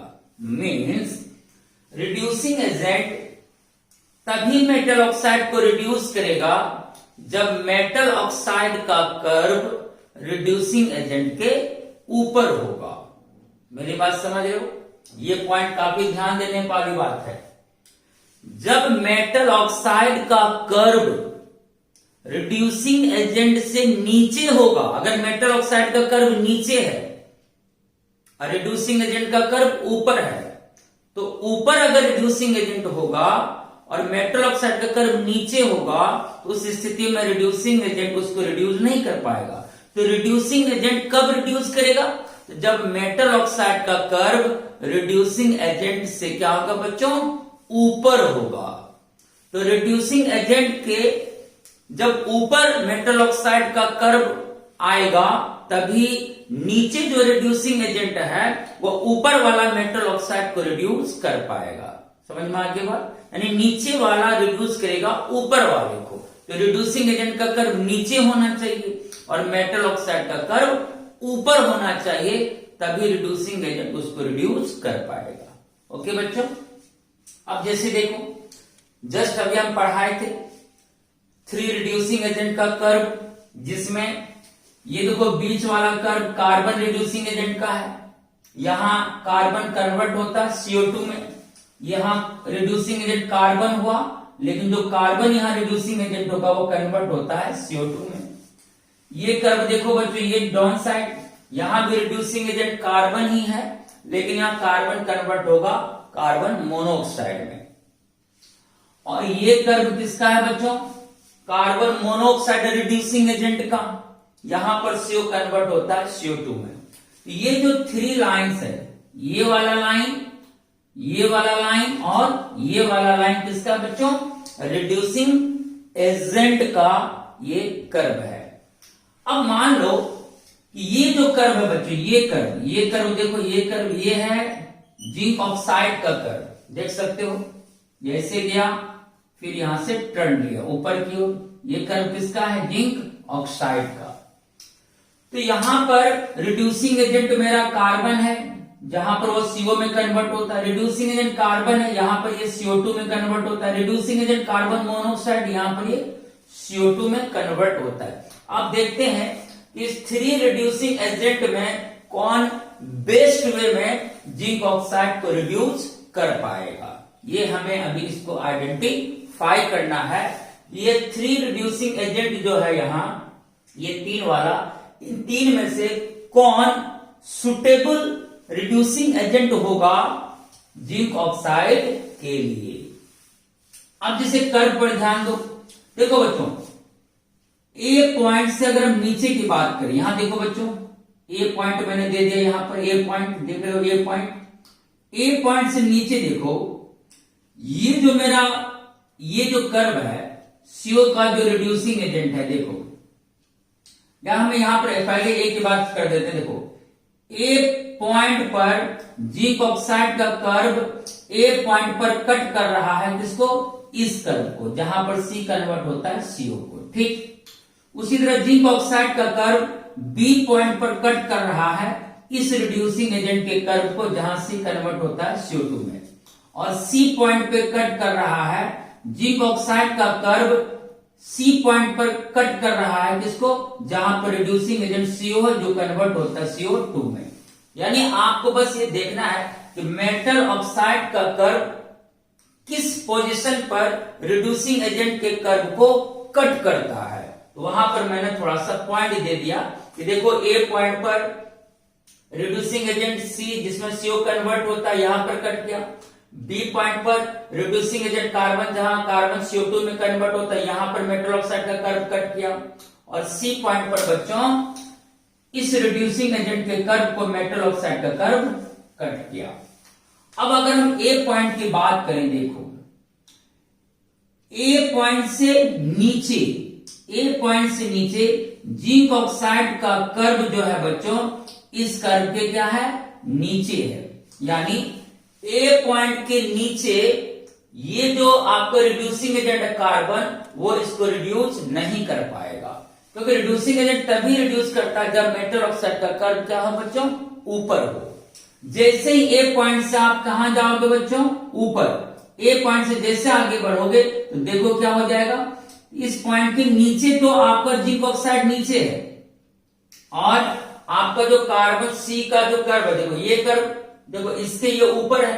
इसका मतलब जब तक जिंक ऑक्साइड के ऊपर रहेगा ये कर्व तो ये कार्बन इसको रिड्यूस नहीं कर पाएगा। लेकिन जैसे ही आप ए पॉइंट से आगे बढ़ते हो तो देखो इस कर्व के ऊपर ये कर्व आ गया, जिंक ऑक्साइड का कर्व देखो यहां ऊपर चला गया, किसका, इस कर्व के, यानी जहां सी कन्वर्ट हो रहा है CO, इस रिड्यूसिंग एजेंट के ऊपर जिंक ऑक्साइड का कर्व ए पॉइंट के किधर जा रहा है, ऊपर। यानी ए पॉइंट पर जितना टेम्परेचर मान लेते हैं T1, तो T1 से अधिक टेम्परेचर होगा तभी यह कार्बन इस जिंक ऑक्साइड को क्या कर पाएगा बच्चों, रिड्यूस कर पाएगा। अब बी पॉइंट की बात करते हैं, देखो ये वाला रिड्यूसिंग एजेंट, बी पॉइंट की अगर नीचे बात करें बच्चों तो जिंक ऑक्साइड का कर्व बी पॉइंट के नीचे इस रिड्यूसिंग एजेंट के नीचे है। तो जिंक ऑक्साइड का कर्व क्या है बच्चों, नीचे है इस रिड्यूसिंग एजेंट के बिलो बी पॉइंट। तो जब तक जिंक ऑक्साइड का कर्व इस रिड्यूसिंग एजेंट के नीचे रहेगा तब तक ये रिड्यूसिंग एजेंट उसको रिड्यूस नहीं कर पाएगा। लेकिन देखो जैसे ही बी पॉइंट से आगे बढ़ोगे, देखो जिंक ऑक्साइड का कर्व क्या हुआ, इस कर्व के ऊपर चला गया, देखो ऊपर आ गया, यहां पर देखो इस कर्व के ऊपर जिंक ऑक्साइड का कर्व कब हो रहा है, तो बी पॉइंट के ऊपर। बी पॉइंट के ऊपर जब हम जाएगा कर्व तभी इस स्ट्रेट लाइन के ऊपर होगा जिंक ऑक्साइड का कर्व। तो बी पॉइंट के ऊपर ही यह रिड्यूसिंग एजेंट जिंक ऑक्साइड को रिड्यूस कर पाएगा, क्योंकि बी पॉइंट के नीचे जिंक ऑक्साइड का कर्व इस रिड्यूसिंग एजेंट के नीचे है। तो जब तक जिंक ऑक्साइड नीचे रहेगा तो यह रिड्यूसिंग एजेंट उसको रिड्यूस नहीं कर पाएगा। लेकिन जैसे ही बी पॉइंट के आप ऊपर जाओगे तो देखो जहां सी कन्वर्ट हो रहा है CO2 में, तो इस कर्व के ऊपर आपका चला गया जिंक ऑक्साइड का कर्व। अब जो ये वाला है रिड्यूसिंग एजेंट, ये वाला, ये बी पॉइंट के ऊपर जो है जिंक ऑक्साइड को रिड्यूस कर देगा। और बी पॉइंट के ऊपर मीन्स बी पॉइंट का टेम्परेचर T2 मान लीजिए, यानी T2 टेम्परेचर के ऊपर ही यह कार्बन जिंक ऑक्साइड को रिड्यूस कर सकता है। अब फिर आ जाओ नेक्स्ट, अब यहां पर देखो बच्चों सी पॉइंट पर, तो सी पॉइंट के बिलो इस कर्व के नीचे होगा जिंक ऑक्साइड का कर्व। लेकिन जैसे सी पॉइंट से आप आगे बढ़ोगे, सी के जैसे ऊपर जाओगे, इस कर्व के ऊपर हो जाता है जिंक ऑक्साइड का कर्व। जहां पर जिंक ऑक्साइड का कर्व ऊपर होगा वहीं पर ये वाला जो रिड्यूसिंग एजेंट है इसको रिड्यूस कर देगा। तो अब इस तरह से हमने देखा क्या, ए पॉइंट के ऊपर ये जिंक ऑक्साइड को रिड्यूस कर देगा, बी पॉइंट के ऊपर ये जिंक ऑक्साइड को रिड्यूस कर देगा, और सी पॉइंट के ऊपर ये रिड्यूसिंग एजेंट इसको रिड्यूस कर देगा। तो ए पॉइंट के ऊपर रिड्यूस कर रहा है यानी T1 टेम्परेचर से अधिक टेम्परेचर पर ये रिड्यूस करेगा, बी पॉइंट के ऊपर ये रिड्यूस कर सकता है यानी T2 टेम्परेचर से अधिक टेम्परेचर पर ये रिड्यूस कर देगा, और सी पॉइंट से ऊपर रिड्यूस करेगा CO। सी पॉइंट का टेम्परेचर कितना, T3, यानी T3 टेम्परेचर से अबव टेम्परेचर पर ये CO जो कार्बन मोनोऑक्साइड रिड्यूसिंग एजेंट है ये जिंक ऑक्साइड को रिड्यूस कर देगा। तो यहां पर क्या है, C भी रिड्यूस कर रहा है, जहां पर C CO में बदलता है, ये C भी रिड्यूस कर रहा है, जहां पर C CO2 में बदलता है, CO भी रिड्यूस कर रहा है। लेकिन टेम्परेचर डिफरेंस है कि आप देख सकते हैं बच्चों, जहां पर कार्बन कार्बन मोनोऑक्साइड में बदलेगा, ये जिंक ऑक्साइड को रिड्यूस कर रहा है 1 पॉइंट के ऊपर यानी T1 टेम्परेचर के ऊपर, और C जहां CO2 में कन्वर्ट होगा, ये रिड्यूसिंग एजेंट जिंक ऑक्साइड को रिड्यूस कर रहा है B पॉइंट के ऊपर यानी T2 टेम्परेचर के ऊपर, और CO जो आपका रिड्यूसिंग एजेंट है, ये जिंक ऑक्साइड को रिड्यूस कर रहा है C के ऊपर अर्थात T3 टेम्परेचर के ऊपर। तो रिड्यूस करने में तीनों रिड्यूसिंग एजेंट कैपेबल है, सक्षम है, लेकिन ये बात देखना होगा कि कम टेम्परेचर पर कौन रिड्यूस कर रहा है। तो आप देख रहे हैं तीनों में बच्चों सबसे कम टेम्परेचर पर रिड्यूस कर रहा है कौन, कार्बन, जहां पर यह रिड्यूसिंग एजेंट कन्वर्ट होता है कार्बन मोनोऑक्साइड में। देख रहे हो, कार्बन रिड्यूस कर रहा है T1 टेम्परेचर से ऊपर, जहां पर कार्बन CO बदलेगा, ये कार्बन जहां कार्बन CO2 में कन्वर्ट होता है, ये जिंक ऑक्साइड को रिड्यूस कर रहा है T2 टेम्परेचर के ऊपर, और कार्बन मोनोऑक्साइड रिड्यूस करेगा C पॉइंट के ऊपर यानी T3 टेम्परेचर के ऊपर। तो सबसे कम टेम्परेचर यहाँ T1 हुआ, सबसे ज्यादा T3 हुआ। तो सबसे कम टेम्परेचर पर जिंक ऑक्साइड को रिड्यूस कर रहा है कौन, कार्बन, जहां पर कार्बन कन्वर्ट होगा कार्बन मोनोऑक्साइड में। इसका मतलब जिंक ऑक्साइड के लिए बेस्ट या सुटेबल रिड्यूसिंग एजेंट होगा कौन, कार्बन, जिसमें कार्बन कन्वर्ट होगा कार्बन मोनोऑक्साइड में। देख लो, जिंक ऑक्साइड को रिड्यूस कर रहा है कौन, कार्बन, तो कार्बन ऑक्सीजन से कंबाइन करके देख लो कार्बन मोनोऑक्साइड बना रहा है और जिंक ऑक्साइड बदल गया जिंक में। thus इस प्रकार carbon is suitable reagent, this carbon जहां कार्बन CO में कन्वर्ट होगा, this carbon is suitable reagent for the reduction of zinc oxide to zinc. Why, because it reduces zinc oxide at low temperature. तो यानी कि ये वाला reducing agent इसके लिए बेस्ट होगा, क्योंकि ये सबसे कम टेम्परेचर पर इसको रिड्यूस कर रहा है, इसलिए जिंक ऑक्साइड के लिए सुटेबल रिएजेंट होगा अकॉर्डिंग टू दिस डायग्राम। वो होगा बच्चों कौन, कार्बन, जिसमें कार्बन कन्वर्ट होता है कार्बन मोनोऑक्साइड में। अब आते हैं यहां पर, देखो नेक्स्ट क्वेश्चन। इसमें बच्चों ये कर्व देखो, रिड्यूसिंग एजेंट का कर्व हर स्थिति में सेम होता है, इसलिए आपको पहले हमने तीनों रिड्यूसिंग एजेंट के बारे में कर्व सिखाया था। तो ये स्ट्रेट लाइन जहां रिड्यूसिंग एजेंट कार्बन CO2 में बदलता है, ये वाला जो लाइन है जहां रिड्यूसिंग एजेंट कार्बन CO में कन्वर्ट होता है, और ये वाला जो कर्व है बच्चों रिड्यूसिंग एजेंट कार्बन मोनोऑक्साइड जहां वो कन्वर्ट होता है CO2 में। और ये जो कर्व है बच्चों, ये वाला कर्व, ये है मेटल ऑक्साइड का कर्व, ये है मेटल ऑक्साइड का कर्व, आयरन ऑक्साइड का FeO का कर्व है। अब अगर देखें बच्चों तो यहां पर मैं A पॉइंट कंसीडर कर लेता हूं, ठीक। अब बताओ A पॉइंट का टेम्परेचर क्या है, T1 मैंने मान ली। अब देखो A पॉइंट के नीचे देखो, इसके उधर नहीं देखना, A पॉइंट के नीचे देखो।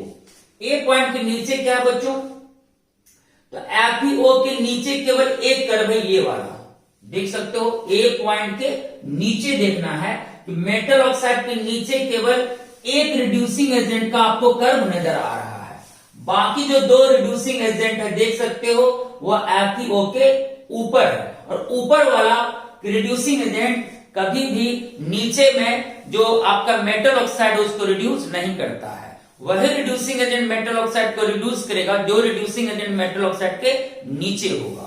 तो आप जरा से इस पॉइंट पर विचार करो कि ये जो पॉइंट है आपका बच्चों, ए पॉइंट के बिलो देखना, ए पॉइंट के बिलो केवल ये रिड्यूसिंग एजेंट का कर्व आपको नजर आ रहा है, यानी ये जो कर्व है ये इसको रिड्यूस कर देगा। ये कर्व किसका है, CO का, यानी कार्बन मोनोऑक्साइड ए पॉइंट के नीचे FeO को रिड्यूस कर सकता है।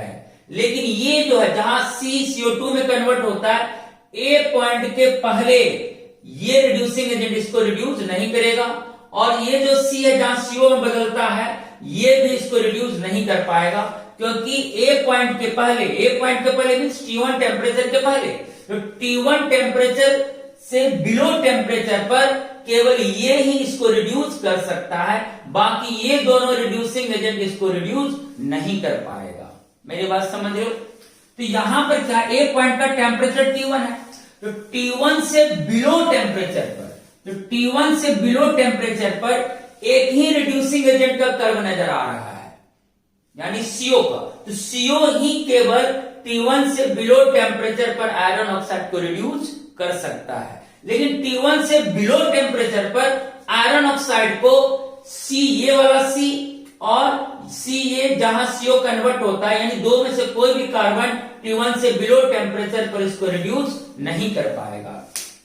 तो जो नीचे रिड्यूसिंग एजेंट है वही ऊपर वाला मेटल ऑक्साइड को रिड्यूस कर सकता है। यानी T1 से बिलो टेम्परेचर पर अगर पूछा जाए कि कौन सा रिड्यूसिंग एजेंट आयरन ऑक्साइड को रिड्यूस कर सकता है, तो आपको देखना है कि T1 से बिलो टेम्परेचर पर कौन सा रिड्यूसिंग एजेंट का कर्व आयरन ऑक्साइड के नीचे है। तो आप देख रहे हैं कि ये वाला कर्व आयरन ऑक्साइड के नीचे है, जिसका मतलब कार्बन मोनोऑक्साइड T1 से बिलो टेम्परेचर पर क्या करेगा बच्चों, इसको रिड्यूस कर देगा। हाँ, अगर हम एक पॉइंट के आगे बढ़े तब आप देखो, जैसे हम आप एक पॉइंट के आगे जाओगे बच्चों, यहां देखो ये मेटल ऑक्साइड का कर्व है, देख रहे हो, देखो आयरन ऑक्साइड का कर्व। अब क्या हुआ, इससे भी ये ऊपर हो गया, इससे भी वो ऊपर गया, यानी एक पॉइंट के ऊपर ये दोनों रिड्यूसिंग एजेंट भी इसको रिड्यूस कर देगा। तो T1 टेम्परेचर से अधिक टेम्परेचर होगा, एक पॉइंट से आगे बढ़ोगे तो टेम्परेचर T1 से ज्यादा हो जाएगा। जब T1 से अधिक टेम्परेचर होगा तब आयरन ऑक्साइड का कर्व इस कार्बन रिड्यूसिंग एजेंट के ऊपर चला गया। अब ये carbon reducing agent T1 temperature से ऊपर अब नीचे आ गया, तो अब ये रिड्यूसिंग एजेंट नीचे है और मेटल ऑक्साइड का कर्व ऊपर है। तो नीचे जो रिड्यूसिंग एजेंट होता है वो ऊपर वाले मेटल ऑक्साइड को रिड्यूस करता है, लेकिन ये कार्बन तभी इसको रिड्यूस करेगा जब टेम्परेचर T1 से ज्यादा होगा। यहां दो बातें हो रही है, T1 से कम टेम्परेचर पर कार्बन मोनोऑक्साइड, ये देखो कार्बन मोनोऑक्साइड का कर्व है, तो T1 से कम टेम्परेचर पर केवल कार्बन मोनोऑक्साइड ही इसको रिड्यूस कर सकता है। हाँ, T1 से अगर ज्यादा टेम्परेचर देंगे तो कार्बन भी आयरन ऑक्साइड को रिड्यूस कर सकता है, क्योंकि T1 से अधिक टेम्परेचर पर कार्बन जो रिड्यूसिंग एजेंट है इसका कर्व मेटल ऑक्साइड से नीचे हो गया, नीचे वाला ऊपर वाले मेटल ऑक्साइड को रिड्यूस कर सकता है, लेकिन अधिक टेम्परेचर पर ही ये इसको रिड्यूस कर पाएगा। लेकिन T1 से बिलो टेम्परेचर पर केवल आयरन ऑक्साइड को रिड्यूस कर सकता है कौन बच्चों, कार्बन मोनोऑक्साइड। तो हमारा रूल क्या है, जो कम टेम्परेचर पर मेटल ऑक्साइड को रिड्यूस करे वही उस मेटल ऑक्साइड के लिए बेस्ट रिड्यूसिंग एजेंट होता है। तो T1 से अधिक टेम्परेचर पर तो रिड्यूस कर देगा CO को, लेकिन ज्यादा खर्चा हो जाएगा, ज्यादा टेम्परेचर लगेगा। तो बस इसका मतलब है कि आयरन ऑक्साइड के लिए बेस्ट रिड्यूसिंग एजेंट कौन होगा, कार्बन मोनोऑक्साइड। क्यों, क्योंकि T1 से बिलो टेम्परेचर पर ही इसको क्या कर पा रहा है, रिड्यूस कर पा रहा है। तो देखो आयरन ऑक्साइड के लिए बेस्ट रिड्यूसिंग एजेंट हो जाएगा कार्बन मोनोऑक्साइड। यहां कार्बन मोनोऑक्साइड O से कंबाइन करके क्या बना लेगा बच्चों, CO2, और आयरन ऑक्साइड बदल जाएगा आयरन में अर्थात मेटल में। thus carbon monoxide is the suitable reagent of the reduction of iron oxide to iron because it reduces iron oxide below T1 temperature. T1 temperature से कम टेम्परेचर पर ही कार्बन मोनोऑक्साइड आयरन ऑक्साइड को क्या कर देता है, रिड्यूस कर देता है, और इससे बिलो टेम्परेचर पर कार्बन इसको रिड्यूस नहीं कर पाता है। कार्बन रिड्यूस कर पाता है लेकिन कब, जब टेम्परेचर T1 से ज्यादा देंगे तब आयरन ऑक्साइड का कर्व उससे ऊपर होगा, तभी वो उसको रिड्यूस कर पाएगा। तो यहां पर ये देखना होता है कि लो टेम्परेचर पर कौन रिड्यूस कर रहा है, तो T1 से बिलो टेम्परेचर पर केवल आयरन ऑक्साइड को रिड्यूस कर पा रहा है कौन, कार्बन मोनोऑक्साइड। तो आयरन ऑक्साइड के लिए बेस्ट रिड्यूसिंग एजेंट होगा बच्चों कार्बन मोनोऑक्साइड। तो यहां पर जिंक ऑक्साइड के लिए बेस्ट रिड्यूसिंग हुआ था कौन, ये कार्बन, और आयरन ऑक्साइड के लिए बेस्ट रिड्यूसिंग एजेंट हुआ कौन, कार्बन मोनोऑक्साइड। ये थी इसके।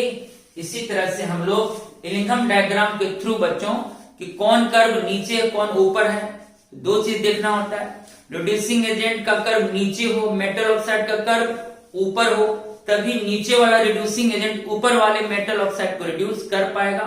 और अगर सभी रिड्यूसिंग एजेंट रिड्यूस कर रहा है कहीं ना कहीं, वहां ये देखना पड़ेगा कौन सा रिड्यूसिंग एजेंट सबसे कम टेम्परेचर पर मेटल ऑक्साइड को रिड्यूस किया। जो सबसे कम टेम्परेचर पर मेटल ऑक्साइड को रिड्यूस करेगा वही रिड्यूसिंग एजेंट उस मेटल ऑक्साइड के लिए बेस्ट होगा। ये थी इलिंघम डायग्राम की स्टोरी यानी कहानी। मुझे उम्मीद है आप लोग कंसंट्रेशन से पूरी लेक्चर देखेंगे तो आपको समझ में आ जाएगी। चलिए आज की कहानी यहीं तक समाप्त हुई। अब हम लोग नेक्स्ट लेक्चर आगे मेटलर्जी का पढ़ेंगे। ओके बच्चों, काफी लंबी कहानी थी इलिंघम डायग्राम की, काफी लंबा लेक्चर हो गया, 1.5 आवर से ज्यादा के लेक्चर हो गया। इसको आप जैसे भी हो देखना है कंसंट्रेशन से। मुझे उम्मीद है कंसंट्रेशन से देखेंगे तो बिल्कुल आपको समझ में आ जाएगी। ओके बच्चों, तो फिर मिलते हैं नेक्स्ट लेक्चर के साथ। तब तक के लिए बच्चों टेक केयर एंड बाय।